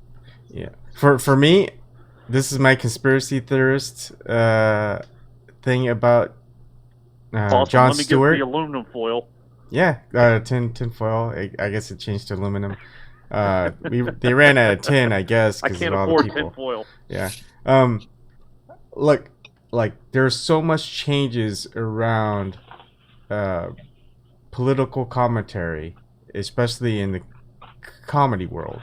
Comedy Central, HBO, whatever you have, even in like late night show hosts, and even comedians that just do stand up or are in movies. And you've got Jon Stewart, who we probably put in like a pedestal, just kind of like Stephen Colbert at that time, as just speaking truth to the like mainstream media news and politics. And I feel like right as that time was happening, like we just see it as like perfect timing of when Jon Stewart steps down. But if there is a grand conspiracy of, remember how we see all the liberal comedians starting to just kind of fully support Hillary Clinton and saying, hey, if you don't support Hillary, then you're a misogynist or you're sexist, Right. or all Attacks that and stuff. damage control. Attack Trump, Yeah. Trump, or anybody who disagrees, and damage control. Exactly. Damage control. Don't say anything bad. And I feel So, like you know- let me finish just one more 10 more seconds. problem. So my thing is, I think he was like not down for it. He said, I'm not going to support this narrative. Exactly. I think I'm just going to go ahead and retire. Yep. I agree with you completely. Me 100% agree. Okay, so I'm not the only crazy conspiracy nut here. No, huh? I All right. believe that, and I think I think he saw it coming, or he knew, he just knew he wasn't. He doesn't have to do that. Like he's already. Why should he? Like, why should he go? Why should he sully his reputation and end it that way? Like he's been like, that's what, when you're a teacher for a while, you have like, what is it, tenure and certain things. It's like certain people. Right. That's what disappointed me though, is that nobody really did stand up to it. He didn't be the lap boy and the mouthpiece, but he didn't do what he was doing and just be like, all right, no matter what goes down and how twist turny it goes and how much scare and pressure, like maybe artificial from a trumped up Russia story, trumped up, but like, yeah. I wonder how much pressure. I wonder how much other people pressure. who very veteran people like Bill Maher, that they didn't. Not only did they not just say, okay, I'm out, but they didn't say, I've been around long enough. I'm the freaking New York Times. I'm freaking Bill Maher. I'm freaking some. Nobody could do that. That's what's so scary about this, is how unison and lock arm they all were to refuse to acknowledge these things going on. They still are refusing to acknowledge anything, any mistake, anything. And that's just, I think that was a move from the beginning, that they were following a leader of Clinton, and a candidate, Clinton, who was refusing to admit any mistakes, right? So they had to get behind that and also block out and cover up and tell more, stories to cover up the stories, and just it got out of control, in my opinion. I wonder how much pressure was put on Jon Stewart to put Chuck Schumer's cousin on one of his last shows. It was like one of his last shows he put Amy Schumer on. It was right around the whole. There was a shooting around her movie or something, train wreck, I think, at the premiere of her Trainwreck, and she did like a Oh yeah. you know, a thing with Chuck Schumer. I wonder how much pressure was put on him to put her on, or if he wanted to put her on anyway. She had her Comedy Central primetime show. She wasn't nobody. No, I'm not saying that, but if he really wanted to get away from the whole Democrat, corporate Democrat thing, now you're putting on, one of the biggest New York corporate Democrats' cousins. It was the network. The network is like, it's Comedy Central network. Every network supports in-network things. That's just right. Just, oh yeah, that's true. She was actually on Comedy Central with a show. Okay. Mm-hmm. So it wasn't about the whole, political connection thing. It was more about, pumping up her show. But it just, I mean, it was just kind of karmic that thing happened right around when she was coming on. He used to do more interviews. That's why Colbert before better, because Colbert always had like, or he more often had, more so had like intellectual or authors or different guests. Jon Stewart really towards the end, definitely last 3 or 4 years. I didn't watch him for like 3 years in between 2006 and 2009 because he was like, there was like a Israel like bomb like somewhere in Lebanon, and there were these casualties. And they did this kind of skit, and they like joked and laughed about it. And I was like, man, I just watched this NPR or listened to NPR about things and like how serious it could be with like more violence and more, that they're talking about the previous ones where all this stuff happened. Then they're on there like, la la la, some people died, ha ha ha. And I was like, that's ridiculous, and they should be more politically correct, actually, something like that. Back when politically correct hadn't went way too far, like beyond all doubt, it went way too far at this point. I can see that. But no, I didn't watch him for like 3 years because I was just like, I was so. It's weird. Well, there's a moment in South Park, actually. There's like a backyard wrestling episode, and they like at some point there's this like totally out of place joke that just doesn't make any sense. Where it's like, "Stupid brown people," and it's like, or something like really just offensive, and it doesn't really. I don't know. Just I guess it's like, in a show, a character can say whatever, right? Like it's the character saying something. Right. Well, not anymore. It didn't make those kind of things. I don't know. I think that like Har Bastard, he goes and says like, he's kind of like the point like, oh, well, Muslims are a threat and they're dangerous, they're criminals. And it's like I think the people in Europe who are like the reason that they try to be pro-immigrant is out of principle. And what kind of a principle is that to slam and to like to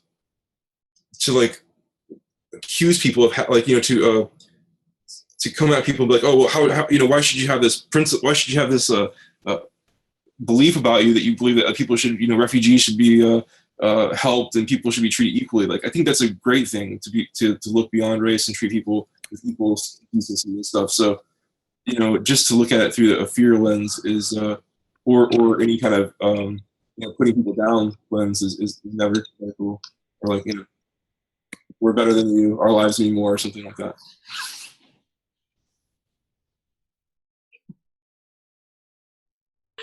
I like how relaxed Kelly looks.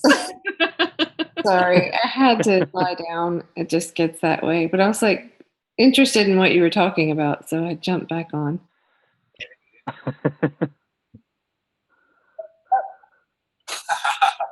Oh, no. I won't do that. Oh, yeah, it's like the top 10 weirdest things that happen on live stream.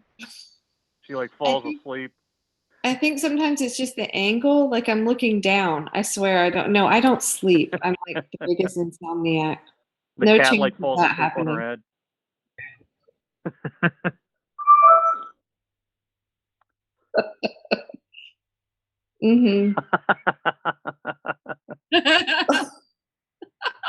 There you go. Oh, God. Erik would write "triggered" on your face. Triggered on your forehead. Triggered! Yeah. Oh, I'm so triggered! You wake up, you're like, triggered? Oh, there's that hole again. There. Oh, boy. I could tell stories. Oh. Yep. I was just remembering like a party a long time ago. And this guy's younger brother like drank way too much and passed out. And so my sister and like a friend of hers like put a prom dress on him and like I'm serious. full makeup and. Oh boy. Anyway. At least that's a little more creative than just writing on the face. Yeah. Well, if they could do all that, they should just went out like Weekend at Bernie's with them and done a whole thing. Right. Right, put them on a hand truck and like push them around. Right. Wow. So yeah. What's up with that stop sign? Do what? Keep seeing that stop sign. That picture of the stop sign. What's up with that thing? Stop sign? I don't Yeah, know. there was a picture that just popped up. I don't know whose that was. Oh, I didn't see it. I don't know. Oh, hi, Chad. Oh, I guess it was Chad's. I don't know. There it is. Hi. So this is anything goes. We should tell funny stories or something. Oh. I don't know. Somebody put up an image of a campfire. We had the weirdest dog in the world when I was a kid, and her name was Fancy. And that name really, her name was Fancy, like, oh, fancy and pretty. But this dog was anything but. She was supposed to be a purebred Shetland sheepdog, but she looked like a mangy coyote. I'm not joking. She had this big smile on her face all the time, big old paws, her ears stuck out straight, and she would howl all the time. It was really weird. And she liked to eat carrots, and she was just a strange freaking dog. She also had a tendency to chase people and try to bite them if she didn't know them. She was actually very aggressive, which is not a typical trait of a Shetland sheepdog at all. There was a time, there's several stories about Fancy that will always live in my memory. She did bite the neighbor a few times. That happened. And then one day this Girl Scout came to the door, and Fancy nosed her way through the screen door, and she chased that Girl Scout. I've never seen a Girl Scout move so fast in my life. Right down the driveway, and she's and the mom's like, oh no. And we were actually. Did you get some free cookies? What? Did you get some free cookies? Did you get some free cookies? Hell no. Are you kidding? They were scared to death of us. So the other thing that happened to Fancy, we lived on a dead-end street, and we were the last house on the end of the block. And so there was a lot of land around. I grew up in a really beautiful spot. It was a creek, and across the creek there was a lady that owned these horses. Well, the horses were pretty crafty and wily, and they would get across the creek all the time. She tried to fence it in, but they would jump over it, and half the time we'd wake up and horses would be in our front yard just hanging out. Cool. Fancy didn't realize that she was like this big and the horse was that big, and she was all triggered. Talk about a triggered dog. She would get wound up about she'd snarl like she was this vicious wolf. And so again, she leaps out the door, starts chasing this horse that's just grazing on the lawn. What happens when a horse sees something? It kicked her. Whoa, the dog went way up in a big arc in the air. Boom, came down. So at the time we were babysitting some kids, that we knew, and they were all crying and screaming. And we just ran out, and I wasn't freaked out as a kid, but I was like, it's Fancy. This is what she does. And my mom, she was really freaking out. And the lady with the horses was running up the hill, and my mom saying, your horse just killed my dog. And she's like, oh my God, everyone's freaking out. But Fancy was alive. She had the wind knocked out of her. After a few minutes, she kind of, she comes back to life. For the next incident. So the next incident with Fancy that I really remember was she had a tick attached to her back, which living in the South, and fleas definitely happen here. Yes, we know. The giant balloon my mom tick was things. thinking by having these long, shaggy-haired Shetland sheepdogs in this heat, I'll never know. But she had these dogs. Tick was on the back. We get her up on the countertop in the bathroom. Well, my mom's doing the thing with the, the alcohol, rubbing alcohol. She's trying to get the tick to let go, to get it off. She kind of loses track of how much alcohol she's pouring after a while. So after that didn't work, she got some match. The idea of putting a hot match head on the tick to get it to release. The dog's Oh my god! up like a furnace. Oh my god! But her hair was so thick that it didn't really burn her skin at all. My mom threw a towel right over her. But that dog, she was. Did the tick die? She was the character. She'd always, she'd howl, if anything, if we were playing with her and the other dogs, and the other dog would catch the ball and she wouldn't get it, she'd come and walk up to us like, Erik wants to make the tick die. Oh, she was the character. Nah, the tick just looked up and gave him the middle finger. Yeah, really, those ticks are fucking vicious. Excuse me. They're awful. They're awful. Horrible. You head out. You have to get the whole thing. You can't leave that in there. It causes infection and problems. Yeah. Yeah, the little head. You gotta get that head too. Yeah, and this was before the whole West Nile and what was it, the different Lyme disease and all the different things became this big deal. But Lyme disease started in the 80s, I think. We had some times with those dogs.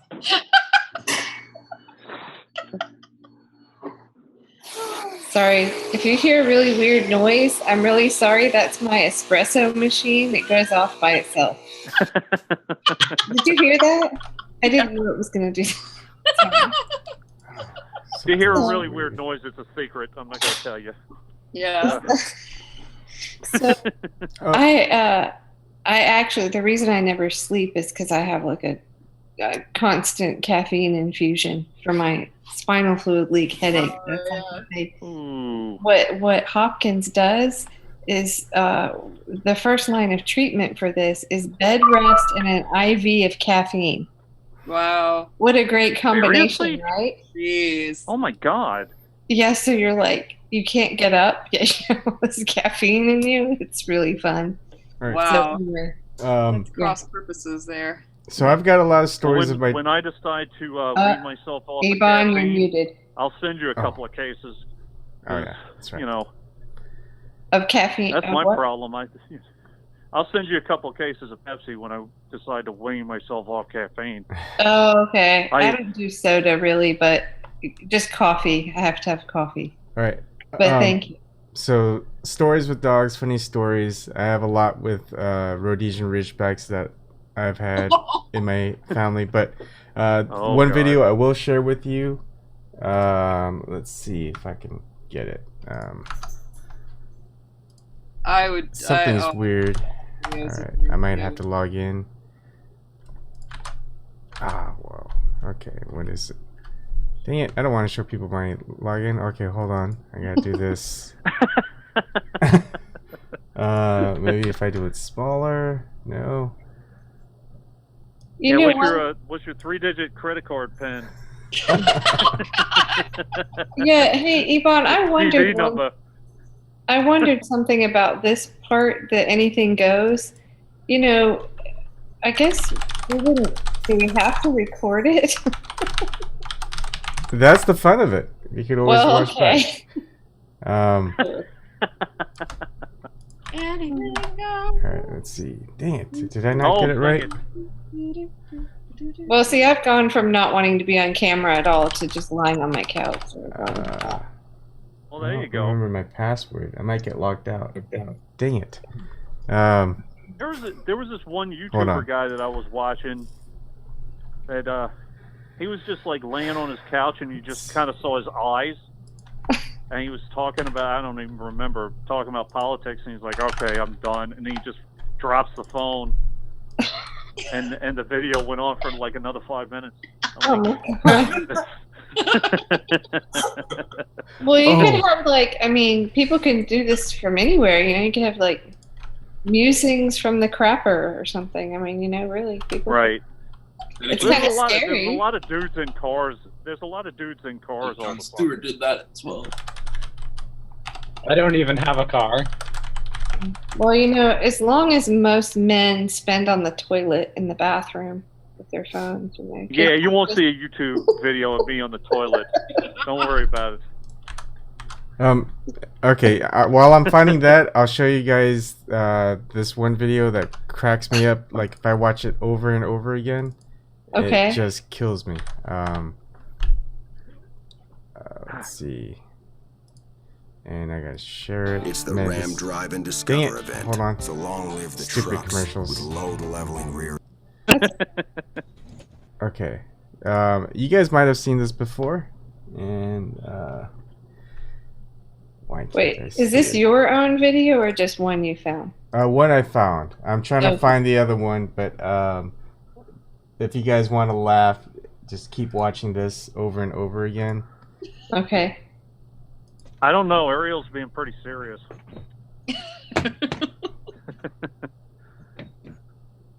Aww. God. Raccoon. Yeah. That's a raccoon. That's a raccoon. Oh boy, yeah.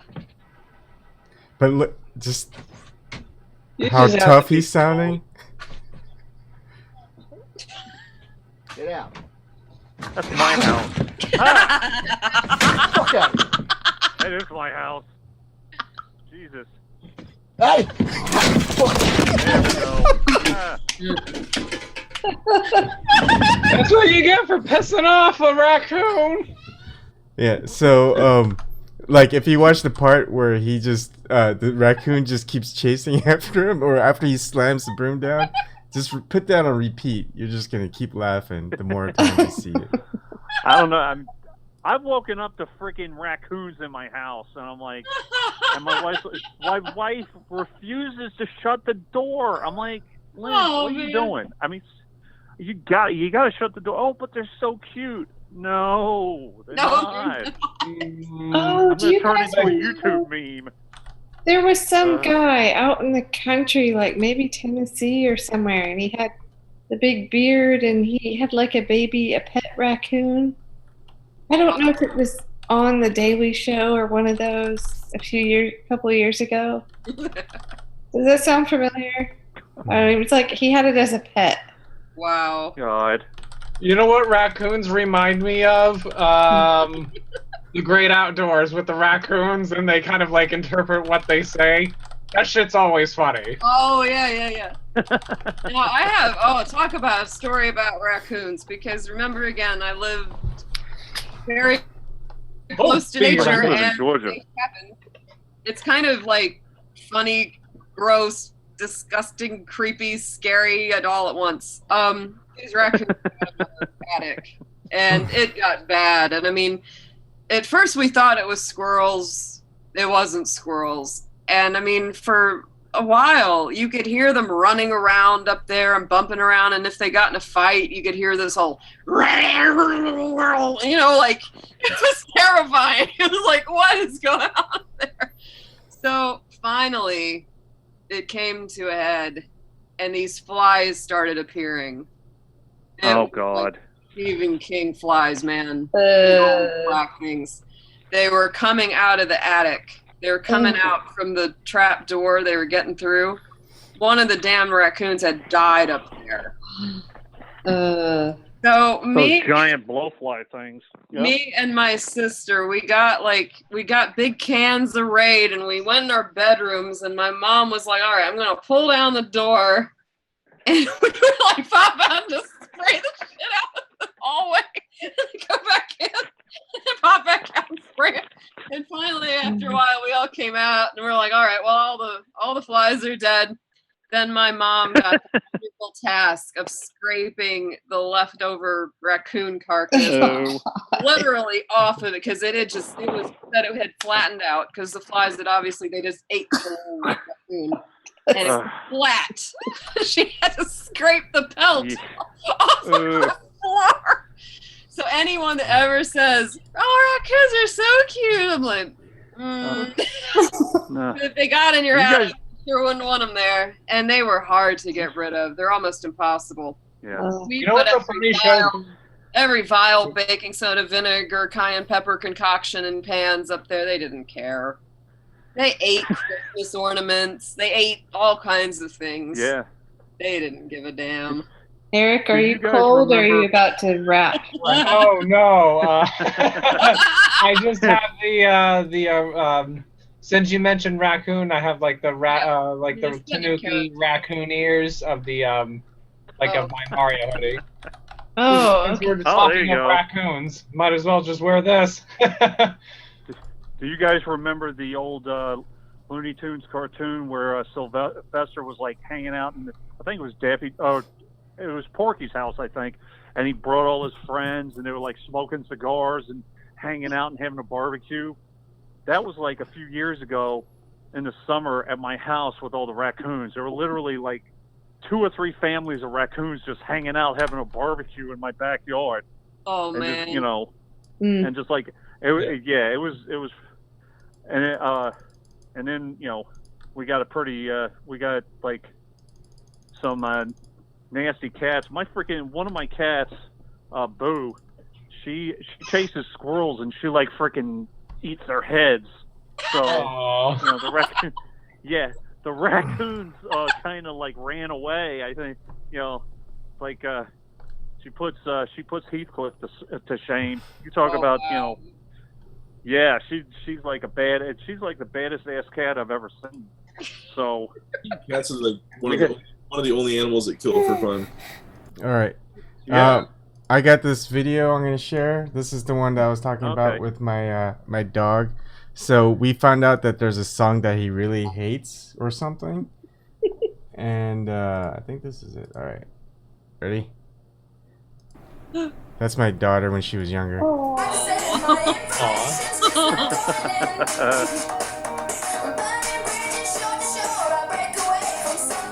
Dog looks so protective.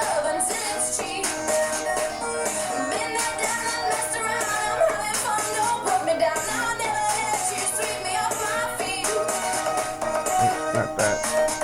No, wait, I missed it. It's like over. Oh no, it's what happened? Here we go.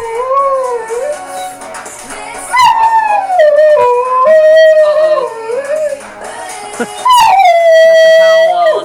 Oh my gosh, isn't that? I can't hear it though. Oh, you can't? Oh. No. Was that sucks. to a Katy Perry song? Yeah, it was called Bulletproof. I'll have to play it. Maybe I'll do like a little compilation of like funny videos or something so he just like whines and barks, and every time we play it he'll do it.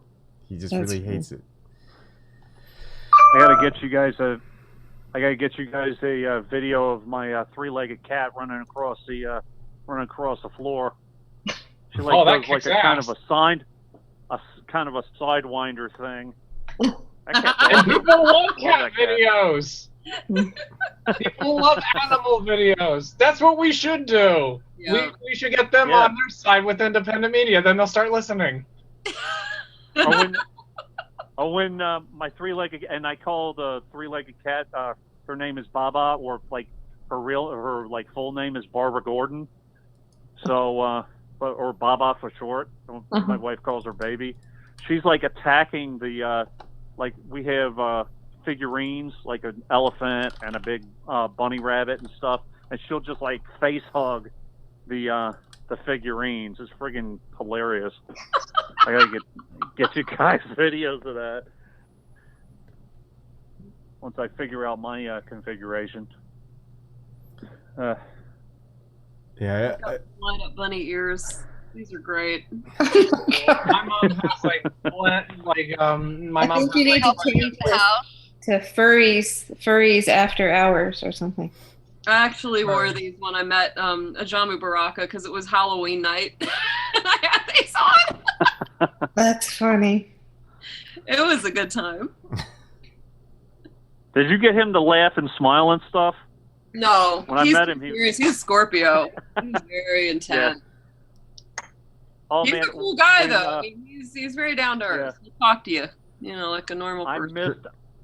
I missed doing a picture of him. He was like laid out on the on one of the ottomans at the left for him. He was just like laid out, and they're like, we'll leave him alone. That's a perfect meme though.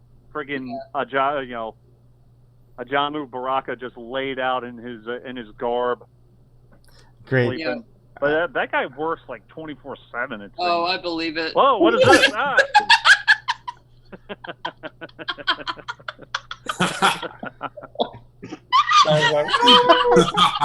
What the hell? That was funny.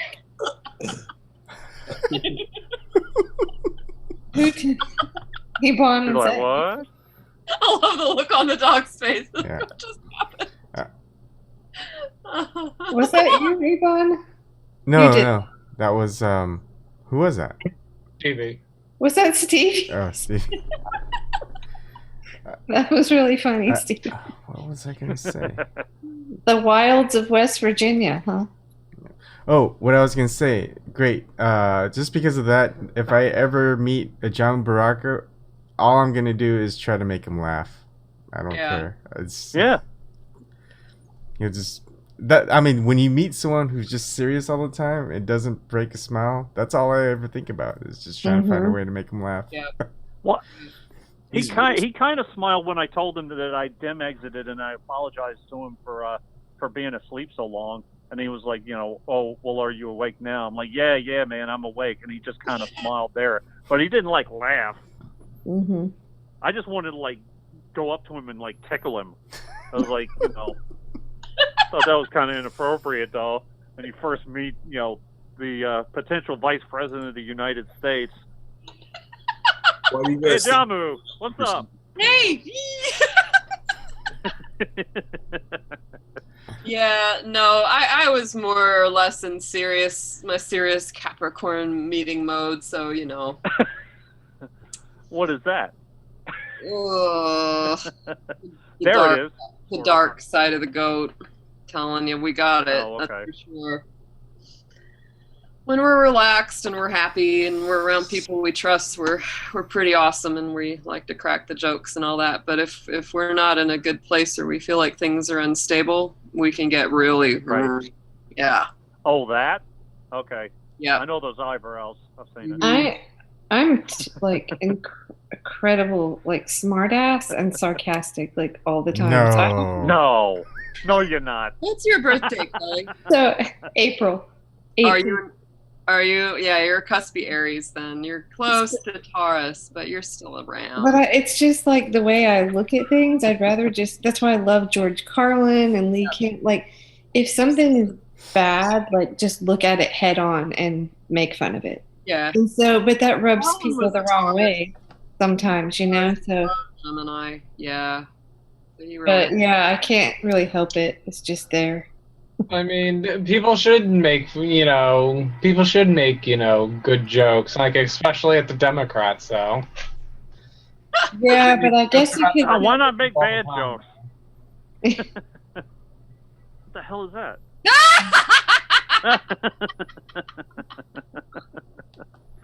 That's awesome.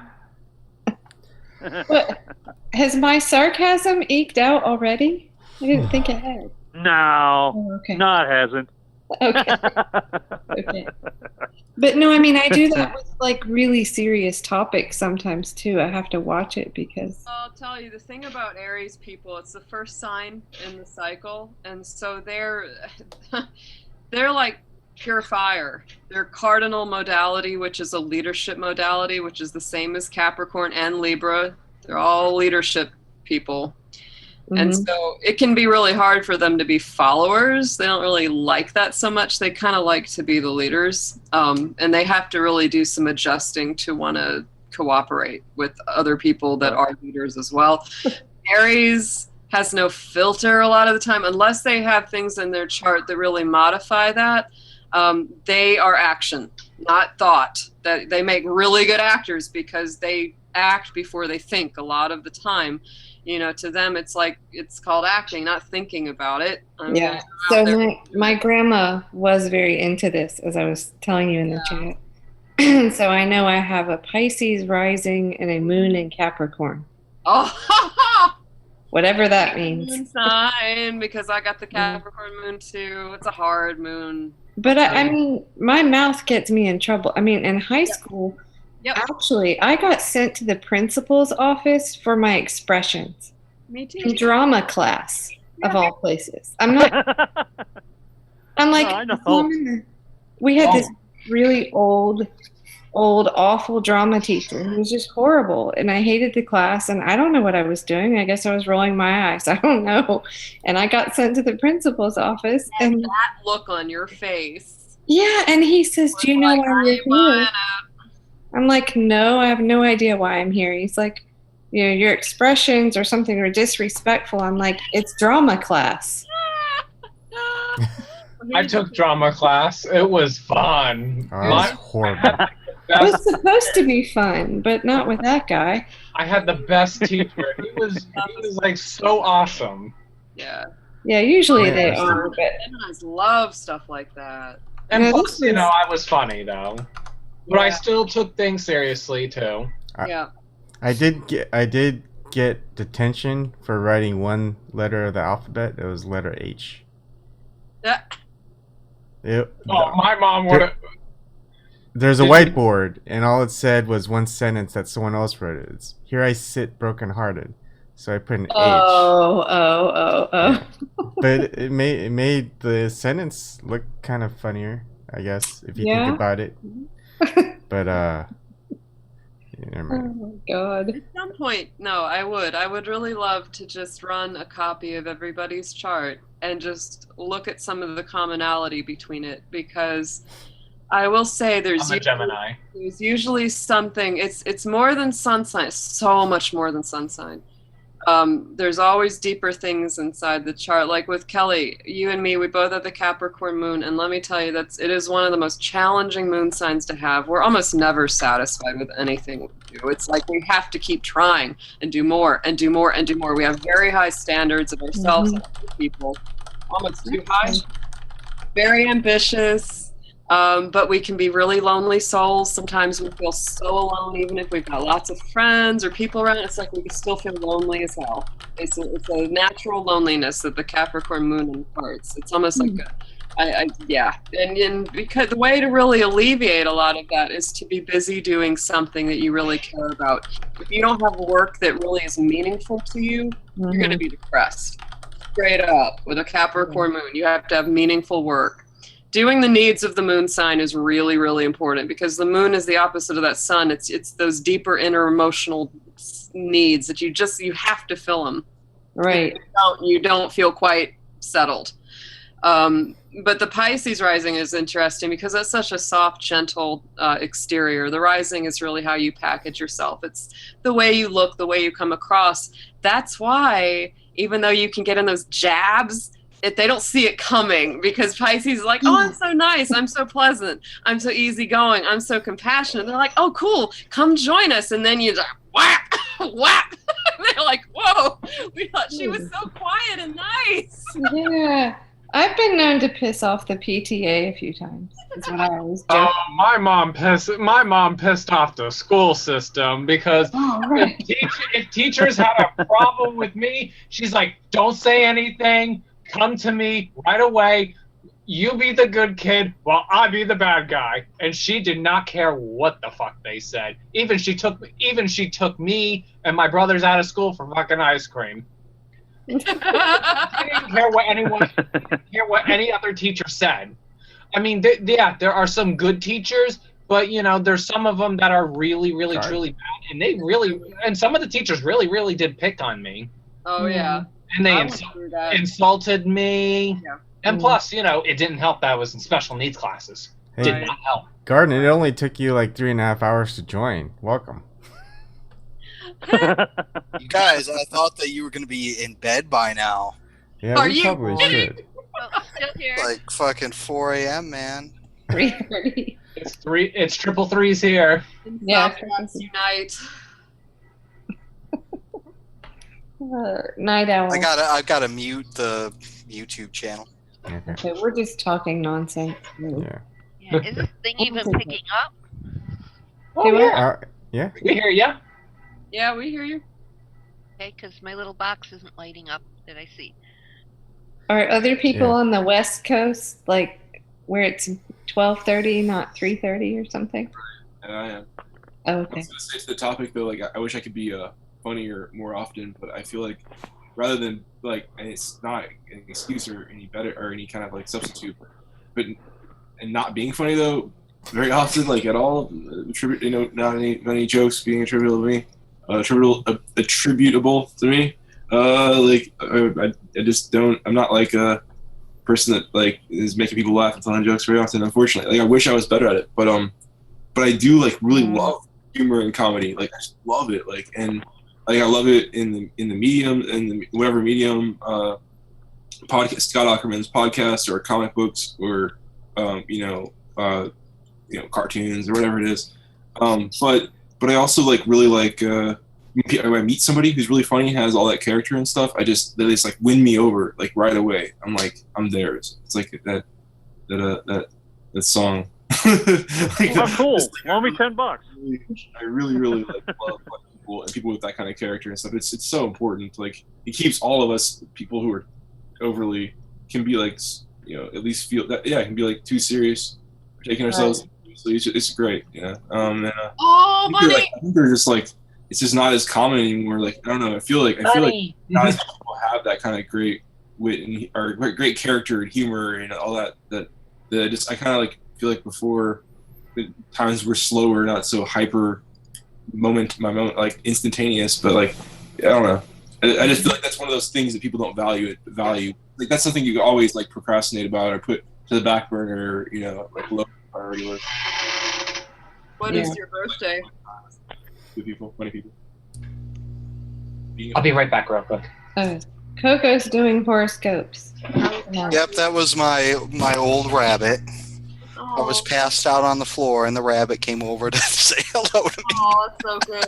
Yeah, they always come up to you if you're on the floor. That's their spot. That's their place. Well, about humor, I think that's so true. If you're around someone that makes you laugh, or certain people make you laugh, it's just you want to be around them more. But see, like my humor is too sarcastic, so I know I don't exactly have that effect. But anyway, I try to contribute. It's like how many people I've met in my life that are just truly, truly hilarious. And like every time you're gonna meet them, like every time you're with them, you're gonna meet them the whole time. And it's like they just do that because it's dialectic or it's like it's discussion. It's not a stand-up comedy. It's interacting. It's just the jokes that they tell, the way that they think and do things. Yep. All those people though, like I still remember like the people that come to mind when I think of that, and like I don't know. I wish there were more of them. I agree. I had a friend. My husband and I met through a guy named Dave who was like that. It was just nonstop, like Comedy Central every second around him. It was just really funny. I had a friend Andy who he used to be a lot funnier than he is now actually. But he used to always like you'd have all these people over at his apartment, and then he would be like, I feel like he would assume this like position over. He would just like be telling the jokes and being like the I don't know something. And like I remember like saying like I feel like you feel like it's a duty or a job to do that. And he was just like I think he disagreed, but I remember thinking that. And then it was these two brothers who were really hilarious and funny. And I remember they're both like really funny people, and usually hanging out and joking around. And I remember asking the same question: do you feel like there's any kind of pressure or anything like to be that to be entertaining sometimes, like in a silence or anything like at the same time? One of the brothers said yes, one of them said no. I'd argue the funnier one said yes. There's like a pressure, or like they feel like there's some kind of it is. Some people will use they say people who are really happy sometimes are always on that like really happy. They have this like sort of like there's some certain tension to their smile. Like you can kind of tell like there's certain people like they're actually that's because they're actually deeply unhappy. Yeah. But I don't know, man. But I love the beautiful people and characters out there, and definitely comedic ones are the highest of that usually. What's the saddest thing is Robin Williams, because he made so many people laugh at how he was kind of depressed and killed himself. It's like very common. I think though, well, I mean, we learned more about that, right? That really he had I can't remember, not Parkinson's, but I can't remember what it's called. a real kind of a rare disease. Fibromyalgia, was that Oh it? no, it was something far worse. Was it hot? It wasn't Hodgkin's. What? No, but he was losing like mental capacity. So I think it was more of a he didn't want to go. Yeah, I think there was more to it than just him being depressed. So. But at the same time, that's not even, you know, It's not unusual. Your family was, if I don't know, whoever knows about it, whoever's close to him knew that he had any kind of feeling that he had. But then again, to blame people is no good, and everybody already blamed themselves, I'm sure. But you know what? I'm gonna make this not funny, but I mean, when you have an illness like that, I think this was brought up not too long ago. Somebody in Oregon, broken carpenter, talking about people making that decision at the end of their life, or if they have no quality of life left, like you should be able to, do that. But I'll turn that funny now. So sorry. Back when I was going in and out of Johns Hopkins and then Duke and all this with my spinal fluid leak, I just had to find humor. I watched a lot of House MD. That was great. Mm-hmm. That's a dry, sarcastic humor, but I happened to catch a Richard Pryor stand-up thing one night, and so people would ask me, well, how are you doing? And I'd just say, well, I ain't dead yet, motherfucker.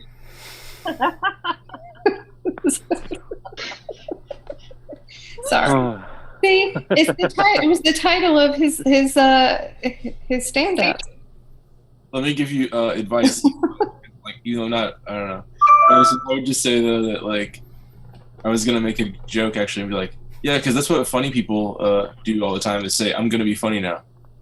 Wow. Oh. I'm gonna get But then I guess people do that. Medical thing.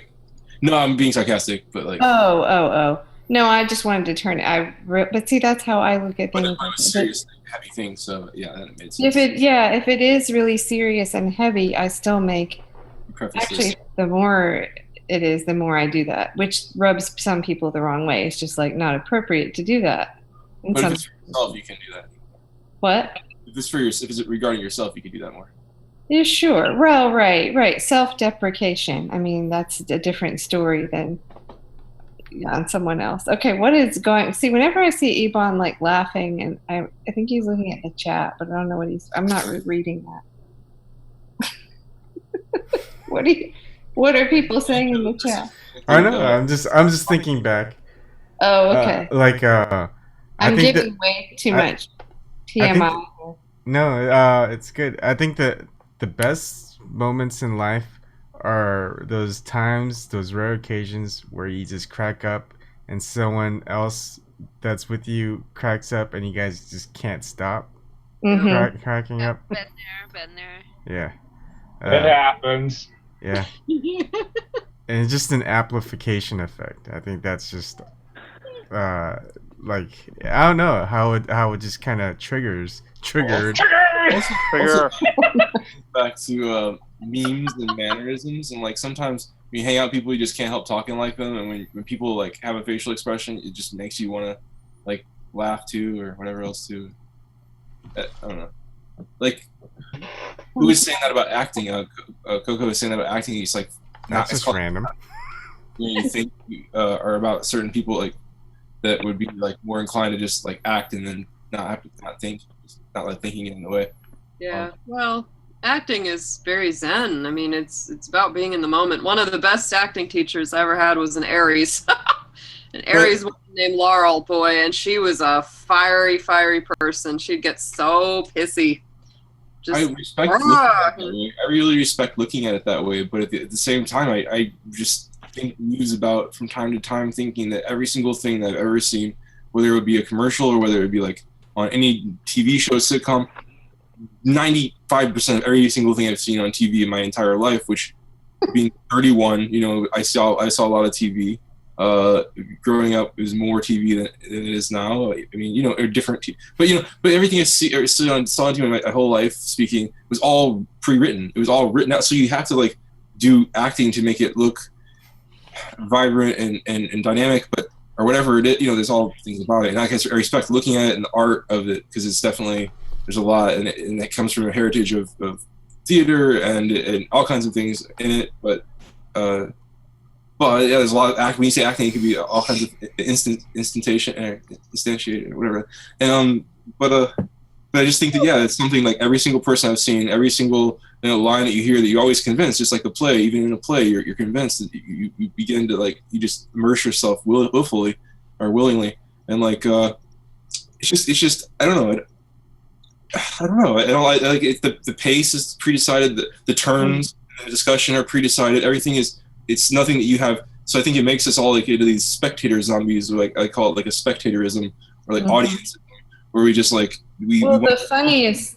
The world to be a certain way. We want our actors in our world to be a certain way. We want to just rearrange it or change the channel, and we treat life we almost we I don't know.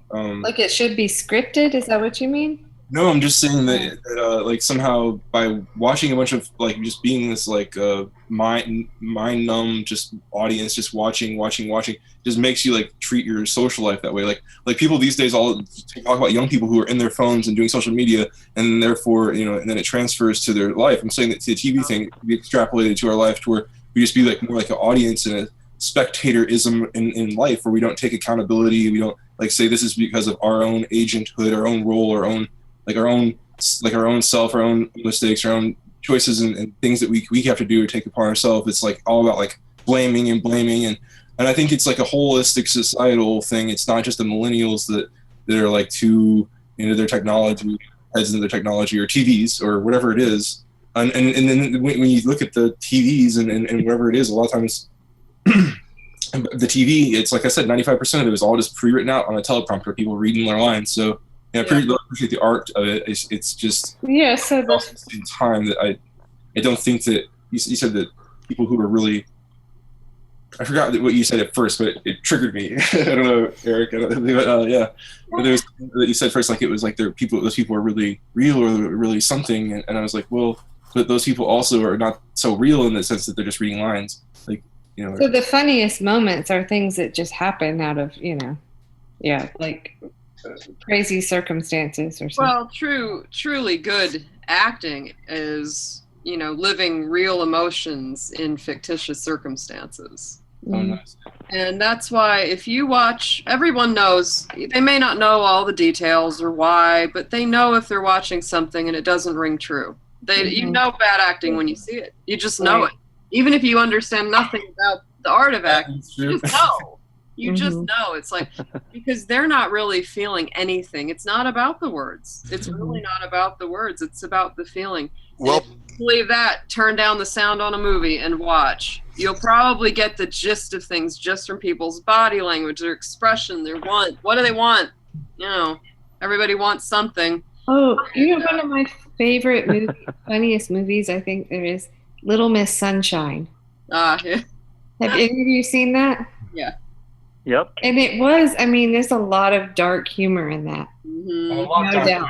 He said that his audience is just he said he likes to look at his audience as he's a conductor, and he's gonna make you feel this, and then he's gonna make you feel that, and then it's I love that and the way that he put that. Put that ending with Abigail Breslin, the dance at the awful pageant. They're kind of cracking on those pageants, and the way they did that was so funny. I say the most powerful scene to me was when the kid found out that he was colorblind and he couldn't fly. Yes. That just I was like, it was intense. But even Steve Carell's character, who had tried to kill himself, but it was just this dry humor that I love. Anyway, hey Stevie, are these signs from around West Virginia? Or are they just from around wherever? We can't hear you. Are you talking about the prostitution signs? That's Garden, yeah. Yeah, those are from Nevada. Oh, I'm sorry. No, I don't think the prostitution is legalized in the Virginia. Okay.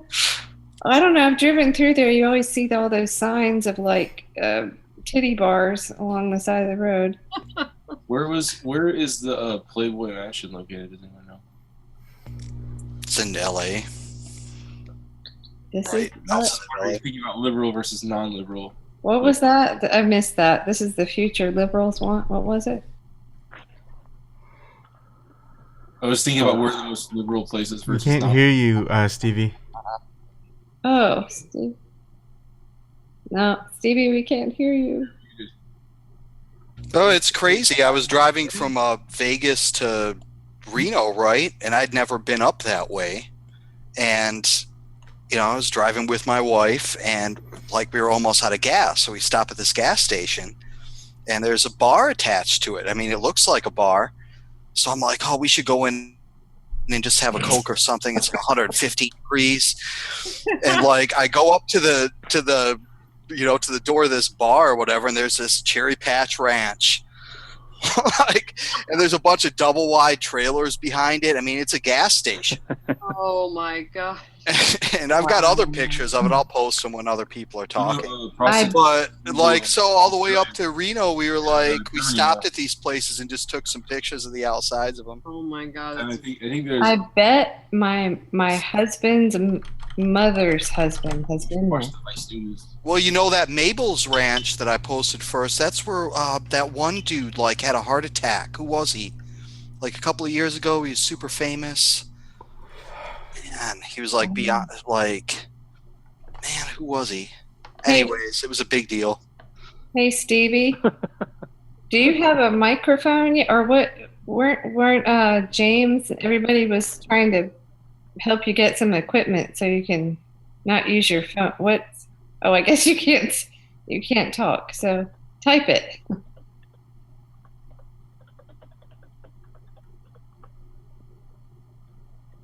We need to do that. Let's say you should just get those like postcards and just markers and just write it out. Yeah, but I mean, we should all pitch in and do that. Stevie's got a lot of good stuff to say. Okay, she found a mic. You found a mic. Okay, cool.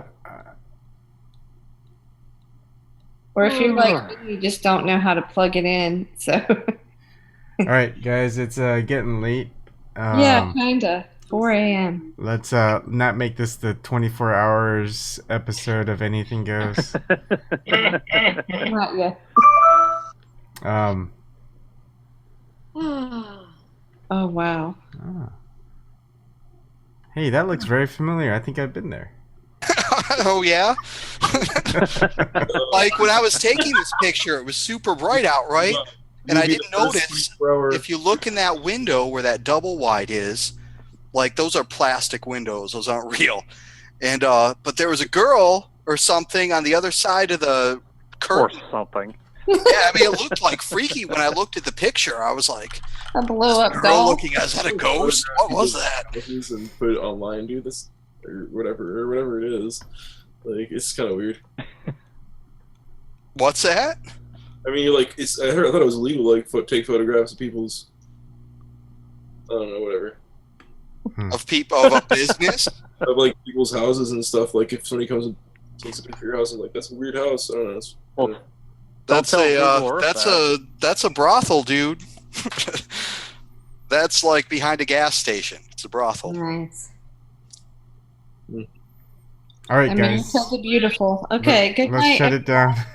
Bye, everybody. All right, Thanks this again for is my everything. bear claw. I Have a good I night. scratch Bye. everything with it. Take care. Anyways. Oh, there's a whorehouse. Riggers! All right, bye everyone that's still in chat. That's Bye, crazy. everybody. All right. Have a great evening. Bye. Well, have a great late night.